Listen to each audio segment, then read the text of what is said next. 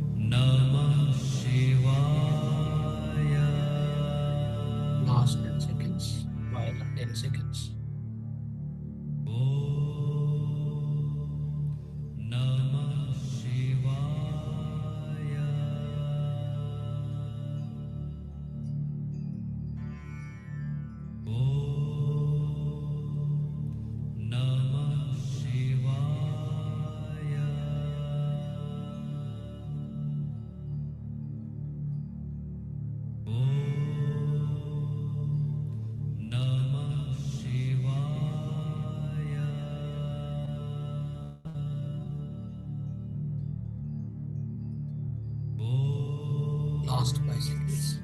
Namah ಹೀಗಾಗಿ Shivaya. 5 second ಕಾಲ ಸ್ನೇಹಿತರೆ. Om 5, Namah 4, 3, 2, 1, 0. ನಿಧಾನವಾಗಿ ನಿಮ್ಮ 2 ಕೈಗಳಿಂದ ನಿಮ್ಮ 2 ಕಣ್ಣು ಮೇಲೆ ಮುಚ್ಕೊಳ್ಳಿ. 5 ಸೆಕೆಂಡ್ ಕಾಲ ಹಾಗೆ ಇಟ್ಕೊಳ್ಳಿ ಸ್ನೇಹಿತರೆ. 5 ಸೆಕೆಂಡ್ಸ್ ಹಾಗೆ ಇಟ್ಕೊಳ್ಳಿ. 5, 4, 3, 2, 1, 0. ನಿಧಾನವಾಗಿ ನಿಮ್ಮ 2 ಕೈಗಳು ತೆಗಿಬಹುದು. ಹಾಗೆ 2 ಕಣ್ಣುಗಳು ನಿಧಾನವಾಗಿ ಬಿಡಬಹುದು ಸ್ನೇಹಿತರೆ.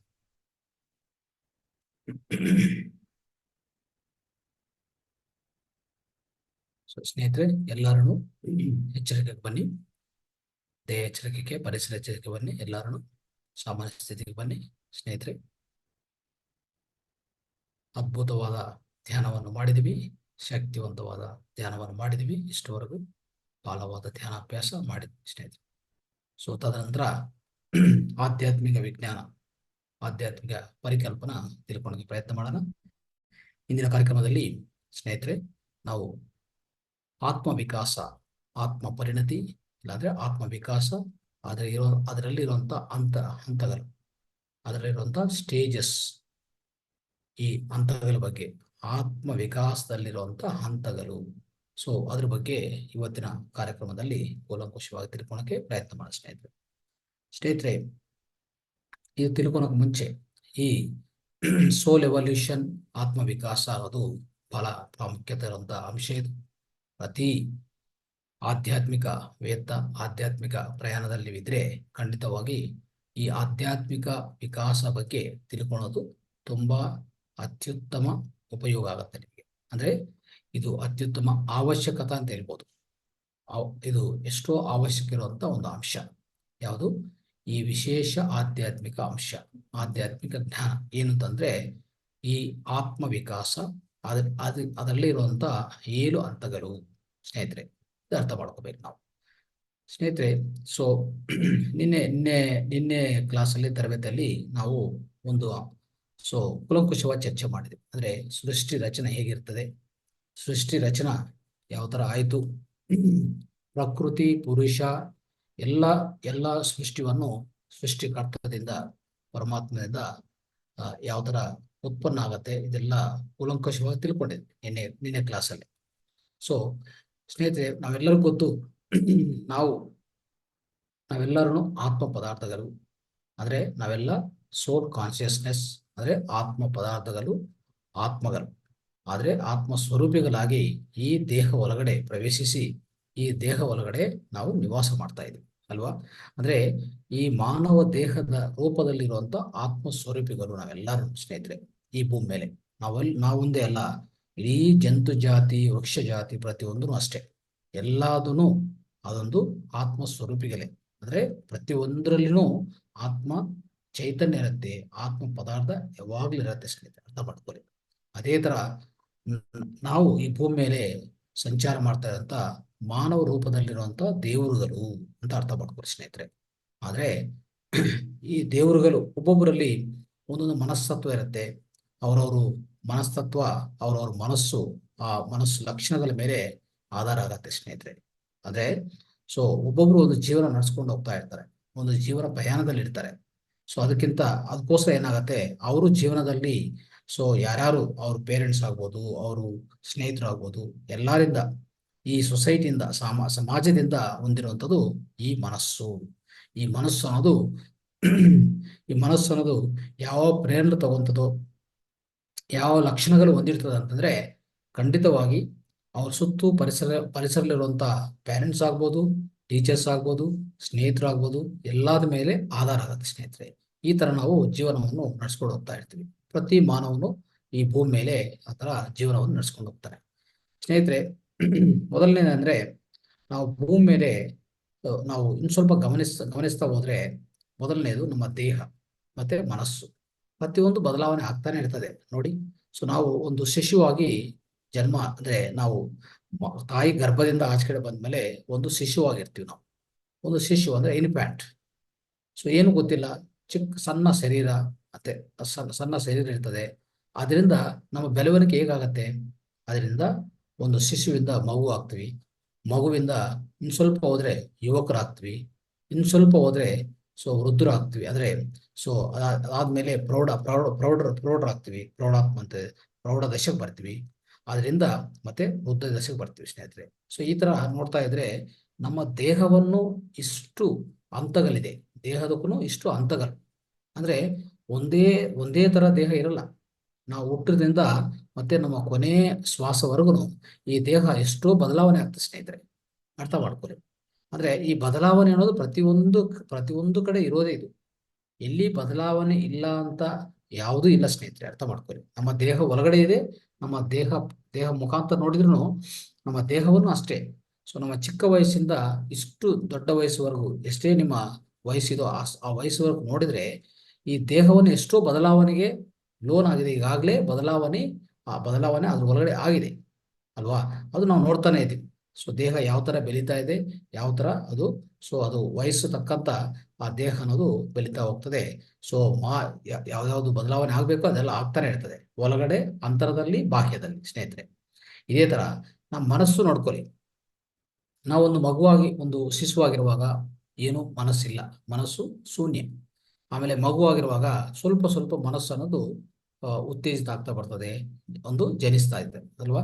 ಸ್ವಲ್ಪ ಅವಾಗವಾಗ ಆ ಮನಸ್ಸು ಅನ್ನೋದೊಂದು ಉತ್ಪನ್ನ ಆಗ್ತಾ ಇರ್ತದೆ ಯಾವ ಮಗು ಇರುವಾಗ. ಸ್ವಲ್ಪ ಅಲ್ಲಿಂದ ಯುವಕರಾಗುವಾಗ, ಟೀನೇಜ್ ಬರುವಾಗ ಏನಾಗತ್ತೆ, ಸ್ವಲ್ಪ ಹೆಚ್ಚಾಗತ್ತೆ ಆ ಮನಸ್ಸು. ಯಾಕಂದ್ರೆ ಈಗಾಗಲೇ ನಮ್ಮ ಸ್ನೇಹಿತರು, ಸುತ್ತಮುತ್ತ ಇರುವಂತಹ ಪರಿಸರಗಳು, ಮತ್ತೆ ಒಂದು ಯಾವುದೇ ಶಾಲೆ ಆಗ್ಬೋದು, ಇನ್ನೊಂದು ಆಗ್ಬೋದು, ಟೀಚರ್ಸ್ ಆಗ್ಬೋದು, ನಮ್ಮ ಪೇರೆಂಟ್ಸ್ ಆಗ್ಬೋದು, ಎಲ್ಲದು ಅವ್ರು ಏನೇನು ಹೇಳ್ತಾ ಇರ್ತಾರೋ ಅದೆಲ್ಲ ಕೇಳಿಸ್ಕೊಳ್ತಾ ಇರ್ತದೆ ಅಲ್ವಾ? ಕೇಳಿಸ್ಕೊಂಡು ಆ ಮನಸ್ಸನ್ನೋದು ಕೇಳಿಸ್ಕೊಂಡು ಏನಾಗತ್ತೆ, ಅದರಿಂದ ನಿರ್ಮಿತ ಆಗ್ತಾ ಹೋಗ್ತದೆ. ಅಂದ್ರೆ ಅದರಿಂದ ಕನ್ಸ್ಟ್ರಕ್ಷನ್ ಅಂದ್ರೆ ಅಲ್ಲಿಂದ ಶುರು ಆಗ್ತದೆ, ಮನಸ್ಸು ಅನ್ನೋದು ಹೆಚ್ಚು ಆಗ್ತಾ ಹೋಗ್ತದೆ ಸ್ನೇಹಿತರೆ. ಸೊ ಈ ತರ ಸ್ನೇಹಿತರೆ, ಈಗ ಈ ವಯಸ್ಸಲ್ಲಿ ನಾವಿರುವಂತ ಈ ಮನಸ್ಥಿತಿ ಹೇಗಿರ್ತದೆ ಅಂದ್ರೆ, ನಾವೊಂದು ಯಾವುದೇ ಒಂದು ಜಾಬ್ ಅಲ್ಲಿ ತೊಡಗಿಸ್ಕೊಂಡಿರ್ತೀವಿ, ಜಾಬ್ ಮಾಡ್ತಾ ಇರ್ತೀವಿ, ಒಂದ್ ಕಡೆ ಫ್ಯಾಮಿಲಿ ಇರುತ್ತೆ, ಇನ್ನೊಂದು ಕಡೆ ಬೇರೆ ಬೇರೆ ಬಾಧ್ಯತೆಗಳಿರ್ತದೆ. ಇದೆಲ್ಲ ನೋಡ್ತಾ ಹೋದ್ರೆ ನಮ್ಮ ಮನಸ್ಥಿತಿ ಎಲ್ಲಿಂದ ಎಲ್ಲಿಗೆ ಬಂತು, ಶೂನ್ಯದಿಂದ ಹೇಳ್ಬೇಕಂದ್ರೆ ಇತ್ತೀಚಿನ ಅಂದ್ರೆ ಈಗಿರುವಂತ ಮನಸ್ಥಿತಿಗೆ, ನಾವು ಮಗುವಾಗಿ ಶಿಶುವಾಗಿರುವಂತ ಮನಸ್ಥಿತಿಗೆ ಎಷ್ಟು ವ್ಯತ್ಯಾಸ ಇದೆ ನೋಡಿದ್ರೆ. ಅಂದ್ರೆ ಎಷ್ಟು ಹಂತಗಳು ದಾಟ್ಕೊಂಡು ಬಂದಿದೀವಿ ನಾವು ಅಲ್ವಾ? ಇಷ್ಟು ಹಂತಗಳು ಮನಸ್ಸಲ್ಲಿ ಆಗ್ತಾ ಇದೆ, ಮನಸ್ಸಲ್ಲಿ ಬದಲಾವಣೆ ಇದೆ, ಮತ್ತೆ ದೇಹದ ಪರಿಣಾಮದಲ್ಲಿ ಬದಲಾವಣೆ ಇದೆ ಅಂತ ಅಂದ್ರೆ ನಾವು ಅರ್ಥ ಮಾಡ್ಕೋಬೇಕಾಗಿರೋದು, ಬದಲಾವಣೆ ಅನ್ನೋದು ಸಹಜ ಲಕ್ಷಣ. ಈ ಪ್ರಕೃತಿಯಲ್ಲಿ, ಈ ನಿಸರ್ಗದಲ್ಲಿ ಒಂದು ಸಹಜವಾದ ಆಗುವಂತ ಒಂದು ಲಕ್ಷಣ ಸ್ನೇಹಿತರೆ, ಇದು ಅರ್ಥ ಮಾಡ್ಕೋಬೇಕು ನಾವು. ಇದು ಸಹಜವಾದ ಇರುವಂತ ಒಂದು ಲಕ್ಷಣ, ಒಂದು ವಿಧಾನ ಇದು. ಇದೇನು ಇದು ಇದು ಒಂದು ಒಂದು ವ್ಯಕ್ತಿ ಯಾವುದು ವೈಯಕ್ತ ಎಲ್ಲ ಇದೆ, ಅಂದ್ರೆ ಒಂದು ವ್ಯಕ್ತಿಗೆ ಸಂಬಂಧಿತ ಇದೆಲ್ಲ ಇದು, ಅರ್ಥ ಮಾಡ್ಕೊಳ್ಳಿ. ಒಂದು ಗುಂಪಿಗೆ ಸಂಬಂಧಿತ ಅಲ್ಲ, ಈ ಇಡೀ ಮಾನವ ಕುಲಕ್ಕೆ, ಇಡೀ ಈ ಪ್ರಪಂಚದಲ್ಲಿ, ಈ ನಿಸರ್ಗದಲ್ಲಿರುವಂತ ಪ್ರತಿಯೊಂದು ಅಂಶಕ್ಕೂ ಹೇಳ್ಬೇಕಂದ್ರೆ, ಖನಿಜ ಸಾಮ್ರಾಜ್ಯ ತಗೊಳ್ಳಿ. ನಾವೇನ್ ಅನ್ಕೊಂತೀವಿ, ಖನಿಜ ಸಾಮ್ರಾಜ್ಯ ನೋಡಕ್ಕೆ ಒಂದು ಯಾವುದೋ ಪರ್ವತಗಳು ಅಲ್ವಾ? ಸೊ ಇಂಥದ್ದೆಲ್ಲ ಕಾಣಿಸ್ತಾ ಇರ್ತದೆ ನಮಗೆ, ಮೌಂಟೇನ್ಸ್ ತರ. ನಾವು ಅನ್ಕೊಂತೀವಿ ಇದೆಲ್ಲ ಹಾಗೆ ಇರ್ತದೆ, ಇದೇನು ಇದರಲ್ಲಿ ಬದಲಾವಣೆ ಇಲ್ಲ ಅಂತ ನಾವು ಅನ್ಕೊಂತೀವಿ. ಆದ್ರೆ ಅದ್ರ ಒಳಗಡೆ ಬದಲಾವಣೆ ಇದೆ, ಅದ್ರ ಒಳಗಡೆನೂ ಬದಲಾವಣೆ ಇದೆ. ಎಷ್ಟು ಬದಲಾವಣೆ? ನಿಧಾನವಾಗತ್ತೆ. ಆ ಬದಲಾವಣೆ ಅನ್ನೋದು ತುಂಬಾ ನಿಧಾನವಾಗತ್ತೆ. ಸಸ್ಯದಲ್ಲಿ ಬದಲಾವಣೆ ಇದೆ, ಜಂತುದಲ್ಲಿ ಬದಲಾವಣೆ ಇದೆ. ಎಲ್ಲಿ ಬದಲಾವಣೆ ಇಲ್ಲ, ಎಲ್ಲಿ ಚೇಂಜ್ ಇಲ್ಲ ಹೇಳಿ? ಪ್ರತಿಯೊಂದು ಕಡೆ ಚೇಂಜ್ ಆಗ್ತಾನೇ ಇರ್ತದೆ. ಅದೇ ತರ ಸ್ನೇಹಿತರೆ, ಇವತ್ತಿನ ಕಾರ್ಯಕ್ರಮದಲ್ಲಿ ನಮ್ಮ ಆತ್ಮ ಬದಲಾವಣೆ ಹೇಗಾಗತ್ತೆ ಅದು ತಿಳ್ಕೊಳ್ಳೋಕೆ ನಾವು ಪ್ರಯತ್ನ ಮಾಡ್ಬೇಕು. ಅಂದ್ರೆ ನಾವೊಂದು ಆತ್ಮ ಈಗಾಗಲೇ ಅನ್ಕೊಂಡಿದ್ವಿ, ಈಗಾಗಲೇ ನಾವು ತಿಳ್ಕೊಂಡಿದ್ವಿ, ಆ ಜ್ಞಾನವನ್ನು ಪಡೆದಿದ್ದೀವಿ. ಏನಂತಂದ್ರೆ, ನಾವು ನಮ್ಮ ಸೃಷ್ಟಿಕರ್ತದಿಂದ ಬಿಡುಗಡಾಗಿ ಆಚೆ ಕಡೆ ಬಂದ ಮೇಲೆ ನಾವೊಂದು ಏನಾಗ್ತೀವಿ ಅಂದ್ರೆ ಏಕ ಆತ್ಮ ಆಗ್ತೀವಿ ಸ್ನೇಹಿತರೆ.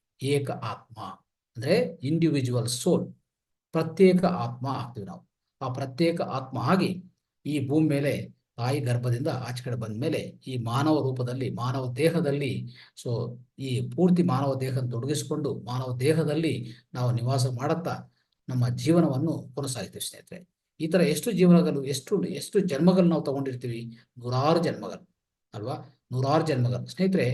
ಒಂದು ಮಾನವನಿಗೆ ಮಾತ್ರ ಮಾಧವ ಆಗುವಂತ ಅವಕಾಶ ಇದೆ. ಇದು ಯಾವ ಜೀವಿಕಿನೂ ಯಾವ ಸಸ್ಯಕ್ಕೂ ಇನ್ನು ಯಾವುದೇ ಖನಿಜ ಸಾಮ್ರಾಜ್ಯ, ಉಪ ಸಾಮ್ರಾಜ್ಯ, ಜಂತು ಸಾಮ್ರಾಜ್ಯ, ಪಕ್ಷಿ ಸಾಮ್ರಾಜ್ಯ, ಮೀನು ಸಾಮ್ರಾಜ್ಯ ಯಾವುದಕ್ಕೂ ಅವಕಾಶ ಇಲ್ಲ. ಯಾಕಿಲ್ಲ ಅಂದ್ರೆ ಆ ಯಾವುದೇ ಸಾಮ್ರಾಜ್ಯ ತಗೊಂಡ್ರೆ ಅದ್ರ ಒಳಗಡೆ ಏನೋ ಸ್ವಲ್ಪ ಮಟ್ಟಕ್ಕೆ ಅದು ಒಂದು ಮನಸ್ಸು ಅಂತ ಇರ್ತದೆ. ಅದನ್ನು ಲಿಮಿಟೆಡ್ ಮೈಂಡ್ ಅಂತ ಹೇಳ್ತೀವಿ ನಾವು. ಅಂದ್ರೆ ಏನಂತ ಹೇಳ್ಬೋದು ಅಂದ್ರೆ ಸಹಜವಾಗಿರುವಂತ ಒಂದು ಮನಸ್ಸು ಅಷ್ಟೇ ಇರೋದು. ಅಂದ್ರೆ ನೋಡಿ, ಒಂದು ಜಂತು ತಗೊಳ್ಳಿ, ಆ ಜಂತು ಏನ್ ಮಾಡತ್ತೆ? ಊಟ ಮಾಡುತ್ತೆ, ನಿದ್ದೆ ಮಾಡುತ್ತೆ, ಮತ್ತೆ ಸಂತಾನೋತ್ಪತ್ತಿ ಮಾಡುತ್ತೆ. ಹೀಗಾಗಿ ಸ್ವಲ್ಪ ಸುತ್ಕೊಂಡು ಬರ್ತದೆ, ಮತ್ತೆ ಮಲ್ಕೊಂತದೆ. ಇದರಿಂದ ಏನು ಹೆಚ್ಚು ಮಾಡುತ್ತಾ? ಅದು ಸೃಜನಾತ್ಮಕತೆ ಇದೆಯಾ? ಕ್ರಿಯೇಟಿವಿಟಿ ಇದೆಯಾ? ಏನಾದ್ರೂ ಸೃಷ್ಟಿ ಮಾಡಕ್ ಸಾಧ್ಯ ಇದೆ ಅದರಿಂದ? ಅಲ್ವಲ್ಲ, ಏನೂ ಅಲ್ಲ ಅಲ್ವಾ. ಸೊ ಈ ತರ ನೋಡಿದ್ರೆ ಸ್ನೇಹಿತರೆ, ಆ ಜಂತುಕಿರುವಂತ ಅವಧಿಗಳದು ಪರಿಮಿತಿ ಅಷ್ಟೇ ಇರೋದು ಅಲ್ವಾ. ಅದು ಹೇಗೆ ಒಂದು ಮಾನವನ ಆಗಕ್ಕೆ ಅವಕಾಶ ಇದೆ? ಇಲ್ಲ ಅಲ್ವಾ. ಸೊ ಆದ್ರೆ ಮಾಧವನು ಆಗಕ್ಕೆ ಏನಾಗ್ಬೇಕಾಗತ್ತೆ ಅಂದ್ರೆ ಸ್ನೇಹಿತರೆ, ಖಂಡಿತವಾಗಿ ಅವನ ಒಳಗಡೆ ಹೆಚ್ಚು ಮನಸ್ಸಿರ್ಬೇಕು, ಬುದ್ಧಿ ಆಗಿರುವಂತ ಮನಸ್ಸಿರ್ಬೇಕು, ಬುದ್ಧಿ ಇರಬೇಕು, ವಿವೇಕ ಇರಬೇಕು, ಬುದ್ಧಿ ಇರಬೇಕು. ಅವಾಗಲೇ ನಾವು ಮಾಧವನಾಗಿ ತಯಾರಾದ ಸ್ನೇಹಿತರೆ. ಒಂದು ಮನಸ್ಸು ಮಾತ್ರ ಬುದ್ಧಿ ಮಾಡಿಕೊಂಡ್ರೆ ಸಾಧ್ಯವಿಲ್ಲ. ಒಂದು ಮನಸ್ಸು ಮಾತ್ರ ಎಷ್ಟೇ ಮನಸ್ಸಿಟ್ಕೊಳ್ಳಿ, ಆ ಮನಸ್ಸು ಹೇಗೆ ಏನೇನೋ ಮಾಡಬಹುದು. ಮನಸ್ಸಲ್ಲಿ ಎಷ್ಟೆಷ್ಟೋ ಚಟುವಟಿಕೆಗಳು ನೀವು ಇಟ್ಕೋಬಹುದು, ನಾವು ಈಗಾಗಲೇ ಹೊಂದಿರ್ಬೋದು. ಆದ್ರೆ ಅದರಿಂದ ಮಾಧವರು ಆಗಲ್ಲ. ಯಾವಾಗ ಮಾಧವರು ಆಗೋದು ಅಂದ್ರೆ, ಸೊ ನಾವೇನ್ ಮಾಡ್ಬೇಕಂದ್ರೆ ಮನಸ್ಸು ಸ್ವಲ್ಪ ಸ್ವಚ್ಛಗೊಳಿಸ್ಕೊಂತ, ಬುದ್ಧಿನ ಹೆಚ್ಚು ಮಾಡುತ್ತಾ, ವಿವೇಕವನ್ನು ಹೆಚ್ಚು ಮಾಡ್ಕೊಂತ ಹೋದ್ರೆ ನಾವೇ ಮಾಧವರಾಗ್ತಾನೆ. ಅದೊಂದು ಆ ಸ್ಥಿತಿಗೆ ಬರ್ತೀವಿ ನಾವು, ಖಂಡಿತವಾಗಿ ಬರ್ತೀವಿ ಸ್ನೇಹಿತರೆ, ಅದರಲ್ಲಿ ಏನು ಸಂಶಯ ಇಲ್ಲ. ಆದ್ರೆ ಆ ಪ್ರಯತ್ನ ನಮ್ದು. ಆ ಪ್ರಯತ್ನ ಅನ್ನೋದು ಪ್ರತಿ ಜನ್ಮದಲ್ಲಿ ನಾವೇ ಮಾಡ್ಬೇಕು, ಇನ್ನು ಯಾರು ಮಾಡಕ್ ಸಾಧ್ಯವಿಲ್ಲ ಅಲ್ವಾ. ಇನ್ನು ನಮ್ಮ ಬದಲವಾಗಿ ಇನ್ನು ಯಾರು ಮಾಡಕ್ ಸಾಧ್ಯವಿಲ್ಲ. ನಾವೇ ಮಾಡ್ಬೇಕು. ನಮ್ಮ ಜನ್ಮದಕ್ಕೂ, ನಮ್ಮ ಎಲ್ಲಾ ಚಟುವಟಿಕೆಗಳಿಗೂ, ನಮ್ಮ ಜೀವನದಲ್ಲಿ ಆಗ್ತಾ ಇರುವಂತ ಪ್ರತಿ ಪರಿಸ್ಥಿತಿಗೂ, ಪ್ರತ್ಯೇಕ ಪರಿಸ್ಥಿತಿ ಯಾವುದೇ ಇದ್ರೂ ಎಲ್ಲದಕ್ಕೂ ನಾವೇ ಬಾಧ್ಯತೆ ತಗೋಬೇಕು ಸ್ನೇಹಿತರೆ. ಅದಕ್ಕೆ ನಮ್ಮ ವಾಸ್ತವಕ್ಕೆ ನಾವೇ ಕಾರಣ, ಇನ್ನು ಯಾರು ಅಲ್ಲ ಸ್ನೇಹಿತರೆ. ಸೊ ಈ ತರ ನೋಡ್ತಾ ಹೋದ್ರೆ ಏನಾಗತ್ತೆ ಅಂದ್ರೆ, ಇನ್ನು ಇದು ಸಂಕ್ಷಿಪ್ತವಾಗಿ ಹೇಳ್ಬೇಕಂದ್ರೆ ಸ್ನೇಹಿತರೆ, ಪ್ರತಿಯೊಂದು ಬದಲಾವಣೆ ಆಗತ್ತೆ. ಅದೇ ತರ ನಮ್ಮ ಆತ್ಮವನ್ನು ಬದಲಾವಣೆ ಆಗತ್ತೆ. ಅಂದ್ರೆ ಒಂದು ಹಂತದಿಂದ ಇನ್ನೊಂದು ಹಂತ, ಇನ್ನೊಂದು ಹಂತದಿಂದ ಇನ್ನೊಂದು ಹಂತ ಹೋಗ್ತಾನೆ ಇರ್ತದೆ. ಇದು ನಿರಂತರ ಪ್ರಯಾಣ ಸ್ನೇಹಿತರೆ. ಮಾಧವರಾಗಕ್ಕೆ 400 ಜನ್ಮಗಳು ಬೇಕಾಗತ್ತೆ. ಸತತ ಅಂದ್ರೆ ಸುಮಾರು 400 ಜನ್ಮಗಳು ಬೇಕಾಗತ್ತೆ. ಅಂದ್ರೆ ಎಷ್ಟು ವರ್ಷ ಸ್ನೇಹಿತರೆ?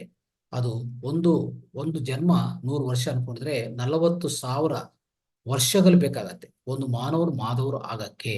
ಅರ್ಥ ಮಾಡ್ಕೊಳ್ಳಿ. ಅಂದ್ರೆ ಸೊ ಹತ್ರ 2 ಯುಗಗಳು ಬೇಕಾಗತ್ತೆ ಅಲ್ವಾ. ಸೊ ಅದಕ್ಕೋಸ್ಕರ ಸ್ನೇಹಿತರೆ, ಏನ್ ಮಾಡ್ಬೇಕಂದ್ರೆ, ನಾವು ಎಚ್ಚರಿಕವಾಗಿದ್ರೆ ನೋಡಿ, ಈಗ ನೀವೆಲ್ಲರೂ ಈ ಜೂಮ್ ಸೆಷನ್ ಬಂದಿದ್ರಿ ಅಂದ್ರೆ ನಿಮ್ಮಲ್ಲಿ ಎಚ್ಚರಿಕೆ ಹೆಚ್ಚಾಗಿದೆ, ಜಾಗೃತ ಹೆಚ್ಚಾಗಿದೆ. ಆ ಎಚ್ಚರಿಕೆ ಅನ್ನೋದು ನಿಮ್ಗೆ ಈಗಾಗಲೇ ಹೆಚ್ಚಾಗಿದೆ ನಿಮ್ಮ ಒಳಗಡೆ. ಅದಕ್ಕೋಸ್ಕರನೇ ಈ ಸೆಷನ್ ಬಂದಿರೋದು. ಇಲ್ಲಾಂದ್ರೆ ಈ ಸೆಷನ್ ಬರಲ್ಲ. ಯಾವುದೋ ಒಂದು ಟೆಂಪಲ್ಗೆ ಹೋಗಿ ಕೂತ್ಕೊಂಡು ಒಳ್ಳೆಯ ನಾಮ ಜಪ ಮಾಡಿಕೊಂಡು, ಒಂದು ನಾಮ ಸಂಕೀರ್ತನ ಮಾಡಿಕೊಂಡು, ಒಂದು ಮಂತ್ರ ಜಪ ಏನೋ ಮಾಡಿಕೊಂಡು ಅಲ್ವಾ, ಒಂದು ಭಕ್ತಿ ಗೀತಗಳು ಆಡಿ, ಆ ಥರ ಮನೆಗೆ ಹೋಗಿ ಊಟ ತಿನ್ಬೋದು, ಊಟ ಮಾಡಿಕೊಂಡು ಹಾಗೆ ಮಲ್ಕೊಂಡು, ಮತ್ತೆ ಮೊನ್ನೆ ದಿವಸ ನಿಮ್ಮ ಕಾರ್ಯಕ್ರಮದ ಚಟುವಟಿಕೆ ನೋಡಿಕೊಂಡು, ಮತ್ತೆ ಇನ್ನೊಂದು ದಿವಸ ಸಾಯಂಕಾಲನೂ ಯಾವಾಗಲೂ ಫ್ರೀ ಇರುವಾಗ ಮತ್ತೆ ಒಂದು ದೇವಾಲಯಕ್ಕೆ ಹೋಗಿ, ಒಂದು ಟೆಂಪಲ್ಗೆ ಹೋಗಿ ದೇವನ ದರ್ಶನ ಮಾಡಿಕೊಂಡು, ಅಷ್ಟೇ ಸಾಧ್ಯವಾಗತ್ತೆ. ಅಷ್ಟಕ್ಕಿಂತ ಹೆಚ್ಚು ಸಾಧ್ಯವಾಗಲ್ಲ ಸ್ನೇಹಿತರೆ. ನಿಮ್ಮ ಪರಿಣಿತಿ ಚೆನ್ನಾಗಿಲ್ಲ ಅಂದ್ರೆ, ಅದೇ ನಿಮ್ಮ ಪರಿಣಿತಿ ಹೆಚ್ಚಾಗಿಲ್ಲ ಅಂದ್ರೆ, ನಿಮ್ಮ ಒಳಗಡೆ ಎಚ್ಚರಿಕೆ ಅನ್ನೋದು ಬಂದಿಲ್ಲ ಅಂದ್ರೆ, ಈಗ ನಿಮ್ಮ ಈ ಸ್ಥಿತಿಯಲ್ಲಿ ಏನಿರ್ಬೇಕಂದ್ರೆ, ಖಂಡಿತವಾಗಿ ನಿಮ್ಮ ಒಳಗಡೆ ಎಚ್ಚರಿಕೆ ಇದೆ, ನಿಮ್ಮ ಒಳಗಡೆ ಪರಿಣಿತಿ ಜಾಸ್ತಿ ಇದೆ ಅಂತ ಅರ್ಥ. ಯಾಕಂದ್ರೆ ನೀವೆಲ್ಲರೂ ಈ ಸೆಷನ್ ಅಂದ್ರೆ ಈ ಆಧ್ಯಾತ್ಮಿಕ ಕಾರ್ಯಕ್ರಮಕ್ಕೆ ನೀವೆಲ್ಲ ಬಂದಿದ್ರಿ ಅಲ್ವಾ. ಇದು ಅರ್ಥ ಮಾಡ್ಕೋಬೇಕು ನಾವು ಸ್ನೇಹಿತರೆ. ಸೊ ಈ ತರ ಏನಾಗತ್ತಂದ್ರೆ ಪ್ರತಿ ನಾವೆಲ್ಲರೂ ಪ್ರತ್ಯೇಕ ಆತ್ಮಗಳು. ಸೊ ಪ್ರತ್ಯೇಕ ಆತ್ಮಗಳಂದ್ರೆ ಏಕಾತ್ಮಗಳು. ನಾವು ಈ ಭೂಮಿ ಮೇಲೆ ಈ ಜೀವನವನ್ನು ನಾವು ನಡೆಸ್ಕೊಂತ, ಪ್ರತಿಯೊಬ್ಬರು ಮಾಧವರು ಆಗಕ್ಕೆ 400 ಜನ್ಮಗಳು ತಗೋಬೇಕಂದ್ರೆ ಏನಾಗತ್ತೆ ಅಂದ್ರೆ, ಎಷ್ಟೋ ಹಂತಗಳಿರುತ್ತೆ ಇದರಲ್ಲಿ. ಎಷ್ಟು ಹಂತಗಳಂದ್ರೆ, ಮೊದಲನೇದಾಗಿ ನಾವು ಜನ್ಮ ಅಂದ್ರೆ ಜಸ್ಟ್ ಬಾರ್ನ್ ಸೋಲ್ ಅಂತ ಹೇಳ್ತೀವಿ ನಾವು. ಅಂದ್ರೆ ಅವಾಗ್ಲೇ ಹುಟ್ಟಿರುವಂತ ಒಂದು ಆತ್ಮ, ಎಲ್ಲಿಂದ? ನಮ್ಮ ದೇವರಿಂದ, ಸೃಷ್ಟಿಕರ್ತೆಯಿಂದ ಬಿಡುಗಡೆ ಆಗಿ ಮಾನವ ಜನ್ಮ ತಗೊಂಡು ಈ ಭೂಮಿ ಮೇಲೆ ಮೊದಲನೇ ಸಾರಿ ಬಂದ್ರೆ ಏನಾಗುತ್ತೆ ಸ್ನೇಹಿತರೆ, ಆ ಆತ್ಮನ ನಾವು ಆ ಏಕಾತ್ಮ, ಅದು ಪ್ರತ್ಯೇಕಾತ್ಮನೆ, ಅದೇನಂತ ಕರಿತೀವಿ ಅಂದ್ರೆ ಶಿಶು ಆತ್ಮ ಅಂತ ಕರಿತೀವಿ. ನೋಡಿ, ಈಗ 7 ಹಂತಗಳಿದೆ ಸ್ನೇಹಿತರೆ. ಈ ಆತ್ಮ ದಶದಲ್ಲಿ 7 ದಶಗಳಿದೆ, 7 ಹಂತಗಳಿದೆ. ಏನು ಅವೆಲ್ಲ ಏನು ಅಂತ ಒಂದ್ಸರಿ ತಿಳ್ಕೊಳ್ಳೋಣ. ಶಿಶು ಆತ್ಮ, ಮಗುವಿನ ಆತ್ಮ ಅಲ್ವಾ, ಮಗುವಿನ ಆತ್ಮ, ಯುವ ಆತ್ಮ, ಮತ್ತೆ ಪ್ರಬುದ್ಧ ಆತ್ಮ, ಮತ್ತೆ ಅಲೆಯ ಆತ್ಮ, ಅತೀಂದ್ರಿಯ ಆತ್ಮ, ವಿಮುಖ ಆತ್ಮ ಅಂತಾನೂ ಹೇಳ್ಬೋದು. ಆಮೇಲೆ ಅನಂತಾತ್ಮ. ಈ 7 ದಶಗಳು, 7 ಹಂತಗಳಿದೆ ಈ ಆತ್ಮ ಪುರೋಗತಿಯಲ್ಲಿ ಸ್ನೇಹಿತರೆ. ಈ ಆತ್ಮ ಪರಿಣಿತಿಯಲ್ಲಿ ನೋಡಿ, ಈಗ ದೇಹ ದೇಹ ಯಾವ ತರ ಪರಿಣಿತಿ ಹೊಂದಿದೆ, ದೇಹ ನಮ್ಮ ಬಾಡಿ ಎವಾಲ್ಯೂಷನ್ ಯಾವ ತರ ಆಗಿದೆ ಈಗ ನೋಡಿದ್ವಲ್ಲ. ಸೊ ಒಂದು ಹಂತದಿಂದ ಇನ್ನೊಂದು ಹಂತಕ್ಕೆ ಹೋಗ್ತಾನೆ ಇರ್ತದೆ ಬಾಡಿ, ಅಂದ್ರೆ ಬದಲಾವಣೆ ಆಗ್ತಾನೆ ಇರ್ತದೆ. ಮನಸ್ಸು ಬದಲಾವಣೆ ಆಗ್ತದೆ, ಅದೇ ತರ ಈ ಆತ್ಮನು ಬದಲಾವಣೆ ಆಗ್ತಾ ಇರ್ತದೆ. ಮೊದಲನೇದಾಗಿ ನಾನು ಬಂದಿರೋದು ಈ ಭೂಮಿ ಮೇಲೆ ಬಂದಿರುವಾಗ ಶಿಶು ಆತ್ಮವಾಗಿ ಬಂದಿದ್ದೆ ನಾನು. ಶಿಶು ಆತ್ಮ ಬಗ್ಗೆ ಸ್ವಲ್ಪ ತಿಳ್ಕೊಳ್ಳೋಣ, ಎಲ್ಲದನ್ನು ಸ್ವಲ್ಪ ಸ್ವಲ್ಪ ತಿಳ್ಕೊಂಡು ಹೋಗ್ತಾನ, ತಿಳ್ಕೊಂಡು ಪ್ರಯತ್ನ ಮಾಡೋಣ. ಯಾಕಂದ್ರೆ ಕೂಲಂಕಷವಾಗಿ ಹೇಳಕ್ ಹೋದ್ರೆ ಇನ್ನೂ ಒಂದು ಗಂಟೆ 2 ಗಂಟೆ ಬೇಕಾಗತ್ತೆ. ಅದು ಅಷ್ಟು ಸಮಯ ನಮ್ಗಿಲ್ಲ. ಸೊ ಇನ್ನೊಂದು 10 ನಿಮಿಷದಲ್ಲಿ 15 ನಿಮಿಷದಲ್ಲಿ ನಾವು ಮುಗಿಸೋ ಪ್ರಯತ್ನ ಮಾಡ್ತೇವೆ ಸ್ನೇಹಿತರೆ. ಈಗ ನೋಡಿ, ಶಿಶು ಆತ್ಮ ಅಂದ್ರೆ ಏನು, ಅದು ಅಂದ್ರೆ ಅದು ಸ್ಥಿತಿಗತಿಯಲ್ಲಿ ಹೇಗಿರುತ್ತೆ ಅಂತಂದ್ರೆ, ಅದ್ರ ಚಟುವಟಿಕೆಗಳು ಏನಿರುತ್ತೆ ಅಂತ ನಾವು ಸ್ವಲ್ಪ ತಿಳ್ಕೊಳ್ಳೋ ಪ್ರಯತ್ನ ಮಾಡೋಣ. ಶಿಶು ಆತ್ಮ ಅನ್ನೋದು ಸ್ನೇಹಿತರೆ, ಮೊದಲನೇದಾಗಿ ಈ ಭೂಮಿ ಮೇಲೆ ಜನ್ಮ ತಗೊಂಡಿದ ಮೇಲೆ, ಈ ದೇಹದಲ್ಲಿ ಆ ಆತ್ಮ ಪ್ರವೇಶಿಸಿದ ಮೇಲೆ ಅದನ್ನು ಶಿಶು ಆತ್ಮ ಅಂತ ಹೇಳ್ತೀವಿ ಅಲ್ವಾ. ಶಿಶು ಆತ್ಮ ಆ ಹಂತದಲ್ಲಿರುವಂತ ಆ ಮಾನವನು ಅಂತ ಅರ್ಥ ಅಲ್ವಾ. ಮಾನವ ರೂಪದಲ್ಲಿ ಆ ಮಾನವ ರೂಪದಲ್ಲಿ ಇದೆ, ಅರ್ಥ ಮಾಡ್ಕೊಳ್ಳಿ. ಅವನೇನೇನ್ ಮಾಡ್ತಾನೆ ಅಂದ್ರೆ, ಖಂಡಿತವಾಗಿ ಪೂರ್ತಿ ದೇಹ ಜೊತೆಗೆ ಇರ್ತಾನೆ. ಈ ದೇಹ ಅಂದ್ರೆ ಬಾಡಿ ಕಾನ್ಶಿಯಸ್ನೆಸ್, ದೇಹ ಚೈತನ್ಯ ಜೊತೆಗೆ ಮಾತ್ರ ಇರ್ತಾನೆ. ಅವನಿಗೇನು ಅರ್ಥ ಆಗಲ್ಲ, ಒಂದು ಮನಸ್ಸು ಬಗ್ಗೆ ಜಾಸ್ತಿ ಗೊತ್ತಿಲ್ಲ, ಮತ್ತೆ ವಿವೇಕ ಇಲ್ಲ, ಬುದ್ಧಿ ಇಲ್ಲ, ಯಾವುದೂ ಇಲ್ಲ ಸ್ನೇಹಿತರೆ. ಅವ್ರಿಗಿರೋದು ಒಂದೇ, ಏನಂದ್ರೆ ಒಂದು ಜಂತು ಯಾವ ತರ ಮಾಡತ್ತೆ, ತಿನ್ನೋದು ಮತ್ತೆ ಮಲಗೋದು ಅಲ್ವಾ, ಆಮೇಲೆ ಸ್ವಲ್ಪ ಸುತ್ಕೊಂಡು ಬರೋದು, ಮತ್ತೆ ಸಂತಾನೋತ್ಪತ್ತಿ ಮಾಡೋದು, ಆ ಮಕ್ಕಳನ್ನು ಸರಿಯಾಗಿ ನೋಡ್ಕೊಳ್ಳೋದು, ಇಷ್ಟೇ ಅಲ್ವಾ. ಅಷ್ಟೇ ಮಾಡ್ತಾನೆ. ಎಷ್ಟು ಜನ್ಮಗಳು ಮಾಡ್ತಾನೆ ಈ ತರ, ಒಂದು 70 ಲೈಫ್ಸ್ ಅಂದ್ರೆ 70 ವರ್ಷ, 70 ಜನ್ಮಗಳು, 70 ವರ್ಷ ಅಲ್ಲ 70 ಜನ್ಮಗಳು, ಅಂದ್ರೆ 60 ಇಂದ 70 ಜನ್ಮಗಳು ಇದೇ ತರ ಮಾಡ್ತಾ ಇರ್ತಾನೆ. ಆದ್ರೆ ಬರ್ತಾ ಬರ್ತಾ ಏನಾಗ್ತದೆ ಅಂದ್ರೆ, ಒಂದು ಜನ್ಮದಿಂದ ಇನ್ನೊಂದು ಜನ್ಮ ಆ ತರ ಬರ್ತಾ ಬರ್ತಾ ಇರುವಾಗ ಕೊನೆ ಜನ್ಮಗಳಲ್ಲಿ ಇದು ಆತ್ಮ ದಶ, ಶಿಶು ಆತ್ಮ ಇದೆಯಲ್ಲ, ಆ ಶಿಶು ಆತ್ಮ ದಶದಲ್ಲಿ ಎಷ್ಟು ಜನ್ಮಗಳು ತಗೊಂತಾನೆ, ಅದೇ ಆತ್ಮ ದಶದಲ್ಲಿ ಎಷ್ಟು ಜನ್ಮಗಳು ತಗೊಂತಾನೆ, ಒಂದು 60 ಇಂದ 70 ಜನ್ಮಗಳು ತಗೊಂತಾನೆ. ಆವಾಗ ಬರ್ತಾ ಬರ್ತಾ ಒಂದು 60 ಇಂದ 70 ಜನ್ಮಗಳು, ಆ ಕೊನೆ ಆತ್ಮದಶದಲ್ಲಿ, ಆ ಆತ್ಮ ಹಂತದಲ್ಲಿ ಏನಾಗುತ್ತೆ ಅಂದ್ರೆ, ಅವನಿಗೆ ಹೆಚ್ಚು ಅರಿವು ಬರುತ್ತೆ ಸ್ನೇಹಿತರೆ. ಆ ಅರಿವು ಹೆಂಗಿರುತ್ತೆ ಅಂದ್ರೆ, ಖಂಡಿತ ಅವನು ಬದಲಾವಣೆ ಮಾಡಕ್ಕೆ ಪ್ರಯತ್ನ ಮಾಡ್ತಾ ಇರ್ತಾನೆ. ಏನ್ ಬದಲಾವಣೆ ಮಾಡಕ್ ಪ್ರಯತ್ನ ಮಾಡ್ತಾ ಅಂದ್ರೆ, ಈಗ ನೋಡಿ, ಇಷ್ಟುವರೆಗೂ ಏನ್ ಮಾಡ್ತಾ ಇದ್ದವನು, ಅವನು ಮೂಲಾಧಾರ ಚಕ್ರ ಇರ್ತಾನೆ, ಅವರು ತಮೋ ಗುಣದಲ್ಲಿ ಇರ್ತಾನೆ. ಎಲ್ಲಾರು ಯಾವುದೇ ಅವನಿಗೆ ಯಾವ್ದ್ರ ಬಗ್ಗೆನೂ ಅವ್ರಿಗೆ ಚಿಂತೆ ಇಲ್ಲ, ತಿನ್ನೋದು, ಮಲಗೋದು, ಮತ್ತೆ ಸಂತಾನೋತ್ಪತ್ತಿ ಆಗೋದು, ಅವ್ರ ಮಕ್ಕಳು ನೋಡೋದು, ಅದಕ್ಕೋಸ್ಕರ ಯಾರನ್ನೇ ಸಾಯಿಸ್ಬೇಕಂದ್ರೂ ರೆಡಿ ಇರ್ತಾನೆ ಅವನು ಅವ್ರ ಮಕ್ಕಳಕ್ಕೋಸ್ಕರ. ಮತ್ತೆ ಅವನ ಹೊರಗಡೆ ಈ ದೈವತ್ವದ ಬಗ್ಗೆ ಅಂದ್ರೆ, ಯಾವುದೇ ಒಂದು ಹೇಳ್ಬೇಕಂದ್ರೆ ದೇವರು ಅದು ಇದು ಅಂತಂದ್ರೆ ಏನು ಗೊತ್ತಾಗಲ್ಲ ಅವ್ನಿಗೆ ಅಲ್ವಾ. ಆದ್ರೆ ಕೊನೆ ದಶದಲ್ಲಿ, ಇದೇ ಆತ್ಮ ಹಂತದಲ್ಲಿ ಕೊನೆ ಜನ್ಮಗಳಲ್ಲಿ ಏನಾಗತ್ತೆ, ಅವನಿಗೆ ಸ್ವಲ್ಪ ಅರಿವು ಬರೋದು ಶುರು ಆಗುತ್ತೆ ಸ್ನೇಹಿತರೆ. ಏನಂತ ಅರಿವು ಬರ್ತದೆ ಅಂದ್ರೆ, ಏನೋ ಸ್ವಲ್ಪ ಪ್ರಯತ್ನ ಮಾಡ್ತಾನೆ, ಅಂದ್ರೆ ಮನಸ್ಸು ಬೆಳವಣಿಗೆ ಮಾಡ್ಕೊಳ್ಳೋ ಪ್ರಯತ್ನ ಮಾಡ್ತಾನೆ. ಅದೇ ಆವಾಗ ಏನಾಗುತ್ತೆ ಸ್ನೇಹಿತರೆ, ಅವನು ನೆಕ್ಸ್ಟ್ ಹಂತಕ್ಕೆ ಹೋಗ್ತಾನೆ. ಆ ಹಂತ ಏನಂದ್ರೆ, ಮಗುವಿನ ಆತ್ಮ, ಅಂದ್ರೆ ಮಗುವಿನ ಆ ಹಂತ ಹೆಸರು ಮಗುವಿನ ಆತ್ಮ. ಸೊ ಈ ಆತ್ಮ ದಶೆಯಲ್ಲಿ, ಈ ಆತ್ಮ ಹಂತದಲ್ಲಿ ಏನಿರ್ತದೆ ಸ್ನೇಹಿತರೆ, ಖಂಡಿತವಾಗಿ ಅವನು ಮನಸ್ಸು ಜೊತೆಗೆ ಇರ್ತಾನೆ, ಅಂದ್ರೆ ಮೈಂಡ್ ಕಾನ್ಶಿಯಸ್ನೆಸ್. ಈ ಮೈಂಡ್ ಕಾನ್ಶಿಯಸ್ನೆಸ್ ಅಂದ್ರೆ ಏನು, ಅವನೇನ್ ಮಾಡ್ತಾನೆ, ಆ ಮೈಂಡ್ ಉಪಯೋಗಿಸ್ಕೊಂಡು ಕೆಲಸಗಳು ಮಾಡ್ತಾ ಇರ್ತಾನೆ. ಈಗಾಗಲೇ ನೋಡಿ, ಭೂಮಿ ಮೇಲೆ ಎಷ್ಟು ಜನ ಈ ತರ ಇರ್ತಾರೆ, ಮೈಂಡ್ ಉಪಯೋಗಿಸ್ಕೊಂಡು ಇಷ್ಟೋ ಮೈಂಡ್ನು ಉಪಯೋಗಿಸ್ಕೊಂಡು ಕೆಲಸ ಮಾಡ್ತಾನೆ ಇರ್ತಾರಲ್ವಾ. ಅದೇ ತರ ಇವನು ಆ ಮೈಂಡ್ ಕಾನ್ಶಿಯಸ್ನೆಸ್ ಜೊತೆಗೆ, ಅಂದ್ರೆ ಮನಸ್ಸು ಚೈತನ್ಯ ಜೊತೆಗೆ ಇವನು ಕೆಲಸ ಮಾಡ್ತಾ ಹೋಗ್ತಾನೆ. ಅವಾಗ ಮನಸ್ಸು ವೃದ್ಧಿ ಆಗ್ತಾ ಇರ್ತದೆ. ಆ ಮನಸ್ಸು ಮುಖಾಂತರ ಏನ್ ಅನ್ಕೊಂತಾನೆ, ನಾನು ಕ್ರಿಶ್ಚಿಯನು, ನಾನು ಹಿಂದೂ, ನಾನು ಯಾವುದೋ ಹಿಂದೂ, ಮುಸ್ಲಿಮು ಅಂತ ಅವನು ಗುರ್ತಿಸ್ಕೊಂತಾನೆ.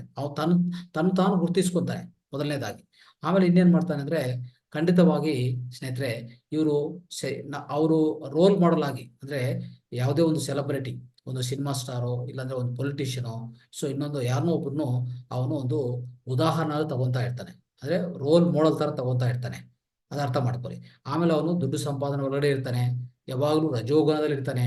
ರಜೋಗುಣ, ಯಾವಾಗ್ಲೂ ರಜೋಗುಣ ಅಂದ್ರೆ ಏನು, ನಾನು ದರ್ಪ ತೋರಿಸ್ಕೋಬೇಕು, ನಾನು ಹೆಚ್ಚು ಸಂಪಾದನೆ ಮಾಡಬೇಕು, ಇದೇ ಇದರಲ್ಲಿ ಅವನು ಹೋಗ್ತಾ ಇರ್ತಾನೆ ಸ್ನೇಹಿತರೆ. ಇನ್ನೊಂದು ಏನಾಗ್ತಾನೆ ಗೊತ್ತಾ, ಯಾರು ಅವನಿಗೆ ಲೆಕ್ಕ ಇಲ್ಲ, ಅಂದ್ರೆ ಯಾರಾದ್ರೂ ಅವನು ಏನಾದ್ರೂ ಮಾಡೋದಕ್ಕೂ ರೆಡಿ ಇರ್ತಾನ ಅವನು ಅಲ್ವಾ? ಅವ್ರನ್ನ ಎಲ್ಲ ಹೆಂಗೆ ಉಪಯೋಗಿಸ್ಕೊಂತಾನೆ ಅಂದ್ರೆ, ಅವ್ರಿಗೆ ಏನ್ ಬೇಕೋ ಇಷ್ಟುವರೆಗೂ ಬೇಕೋ ಅಷ್ಟು ಉಪಯೋಗಿಸ್ಕೊಂಡು ಮತ್ತೆ ಬಿಸಾಕ್ತಾ ಇರ್ತಾನೆ. ಅವ್ರು ಜನರಾಗ್ಬೋದು, ಇನ್ನೊಂದು ಪರಿಸ್ಥಿತಿಗಳಾಗ್ಬೋದು, ಇನ್ನೊಂದು ಯಾವುದೇ ಆಗ್ಬೋದು, ವಸ್ತುಗಳಾಗ್ಬೋದು, ಜನರಾಗ್ಬೋದು, ಎಲ್ಲಾರನ್ನೂ ಒಂದೇ ರೀತಿಯಲ್ಲಿ ನೋಡ್ತಾನ ಅವನು.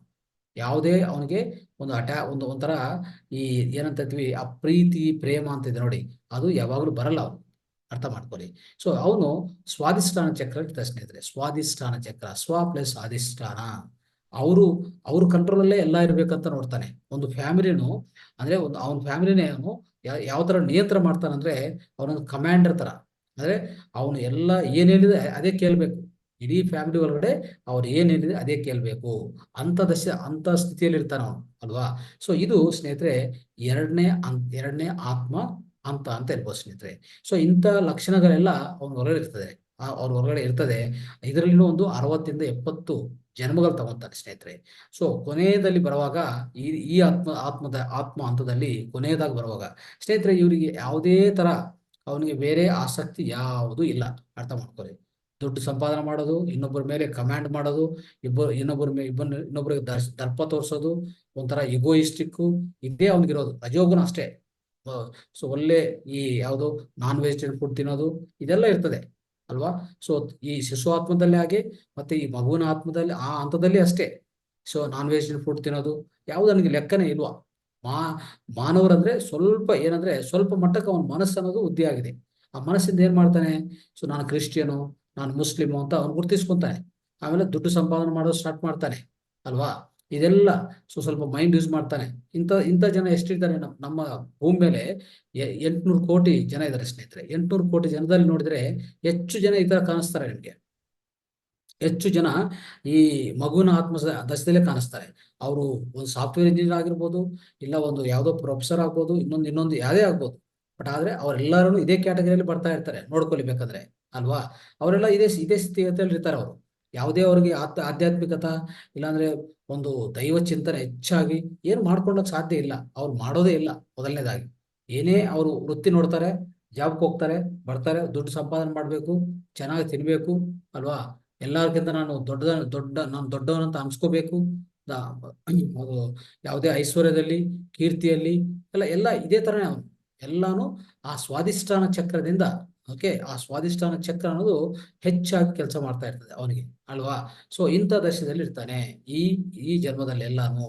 ಕೊನೆಯದಾಗಿ ಸ್ನೇಹಿತರೆ, ಈ ಕೊನೆ ಜನ್ಮಗಳಲ್ಲಿ ಈ ಮಗುವಿನ ಆತ್ಮ ಹಂತದಲ್ಲಿ ಏನಾಗುತ್ತೆ, ಅವ್ನು ನೆಕ್ಸ್ಟ್ ಏನ್ ಮಾಡ್ತಾನಂದ್ರೆ, ಸ್ವಲ್ಪ ಬುದ್ಧಿ ಅನ್ನೋದು ಹೆಚ್ಚು ಮಾಡ್ಕೊಂತ ಹೋಗ್ತಾನೆ ಸ್ನೇಹಿತರೆ. ಆ ಬುದ್ಧಿ ಹೆಚ್ಚು ಮಾಡ್ಕೊಂಡು ಬುದ್ಧಿ ಜೊತೆಗೆ ಜೀವನ ಮಾಡೋದು ಏನಪ್ಪಾ ಅಂದ್ರೆ, ಅದು ಯುವ ಆತ್ಮಕ್ಕೆ ನೆಕ್ಸ್ಟ್ ಪ್ರಮೋಷನ್ ಆಗ್ತಾನೆ ಅವನು, ಖಂಡಿತವಾಗಿ. ಯಾಕಂದ್ರೆ ಎಷ್ಟು ಜನ್ಮಗಳಂತೂ ಒಂದೇ ಹಂತದಲ್ಲಿ ಇರ್ಬೇಕಂತ ಸಾಧ್ಯವಾಗತ್ತಾ? ಯಾರಿಗೂ ಅದು ಒಂಥರ ಬೋರ್ ಆಗತ್ತೆ, ಅಲ್ವಾ? ಏನಪ್ಪಾ ಇದು, ಇದೇ ಮಾಡಿದ್ರೆ ಮತ್ತೆ ಮಾಡೋದು ಏನಿರ್ತದೆ, ಅದ್ರ ಟೇಸ್ಟ್ ಇರಲ್ಲ. ಆದ್ರೆ ಸ್ನೇಹಿತರೆ, ಶಿಶು ಆತ್ಮದಲ್ಲಿ, ಮಗುವಿನ ಆತ್ಮದಲ್ಲಿ ಅವನು ಎಷ್ಟೋ ಕೆಟ್ಟ ಕರ್ಮ ಮಾಡ್ತಾ ಇರ್ತಾನೆ. ಇದು ಗುರುತಿಸ್ಕೊಳ್ಳಿ, ಇದು ನೆನಪಿಟ್ಕೊಳ್ಳಿ ಮೊದಲನೇ. ಸೊ ಅಂದ್ರೆ ಹೋಗ್ತಾ ಆ ಸಬ್ಜೆಕ್ಟ್ ಬರುತ್ತೆ. ಏನಂತಂದ್ರೆ, ಇವನು ಈ ಎರಡು ಆತ್ಮ ಹಂತಗಳಲ್ಲಿ ಏನಾಗ್ತದೆ, ಎಷ್ಟೋ ಕೆಟ್ಟಗಳನ್ನು ಮಾಡ್ತಾನೆ. ಯಾವ್ದಕ್ಕೋಸ್ಕರ? ಅವನ ಫ್ಯಾಮಿಲಿಗೋಸ್ಕರ, ಅವನ ಸ್ವಾರ್ಥಕ್ಕೋಸ್ಕರ, ಅವನು ಅಸೂಯಕ್ಕೋಸ್ಕರ, ಪ್ರತಿಯೊಂದಕ್ಕೂ ಯಾವುದೇ ಒಂದು ರೀತಿಯಲ್ಲಿ ಅವನು ಎಷ್ಟೋ ಕೆಟ್ಟ ಕರ್ಮಗಳು ಮಾಡಿರ್ತಾನೆ.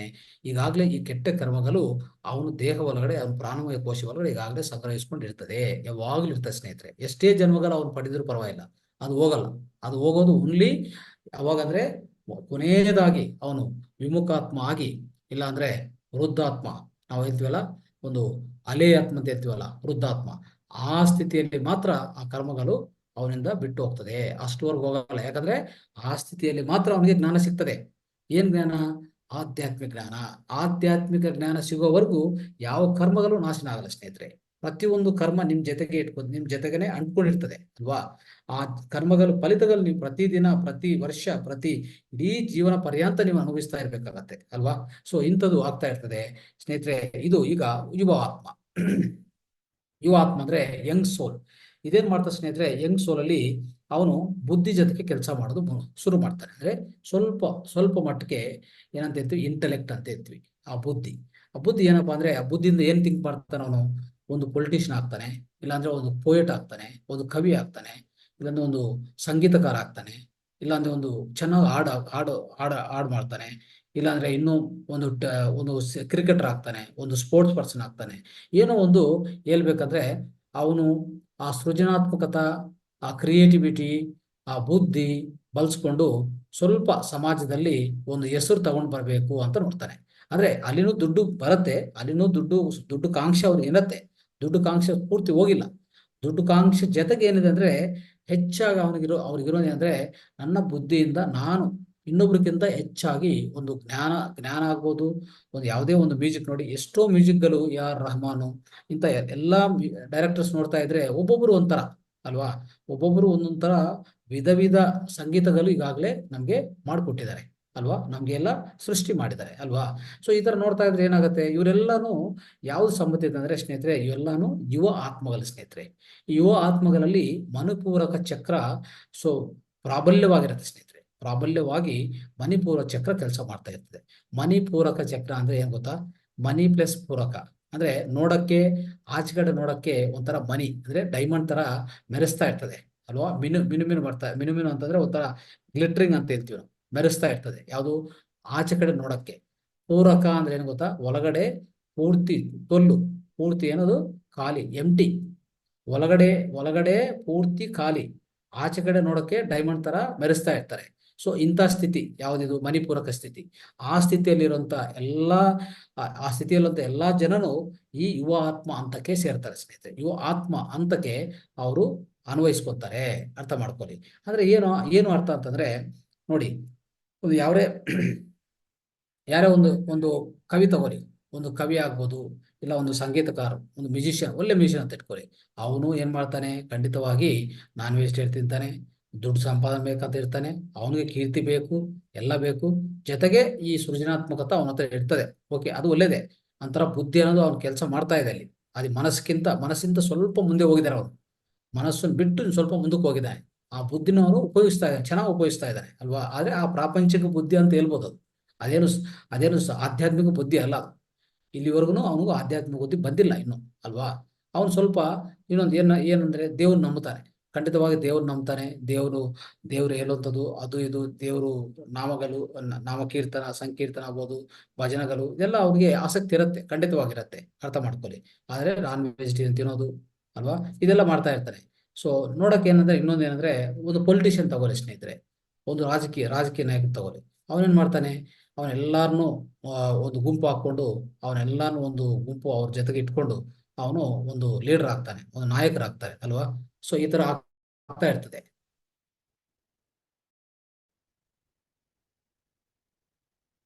ರೈಟ್, ಏನಿದು ವೈಟ್ ಬೋರ್ಡ್ ಅಂತ ಬರ್ತಾ ಇದೆ.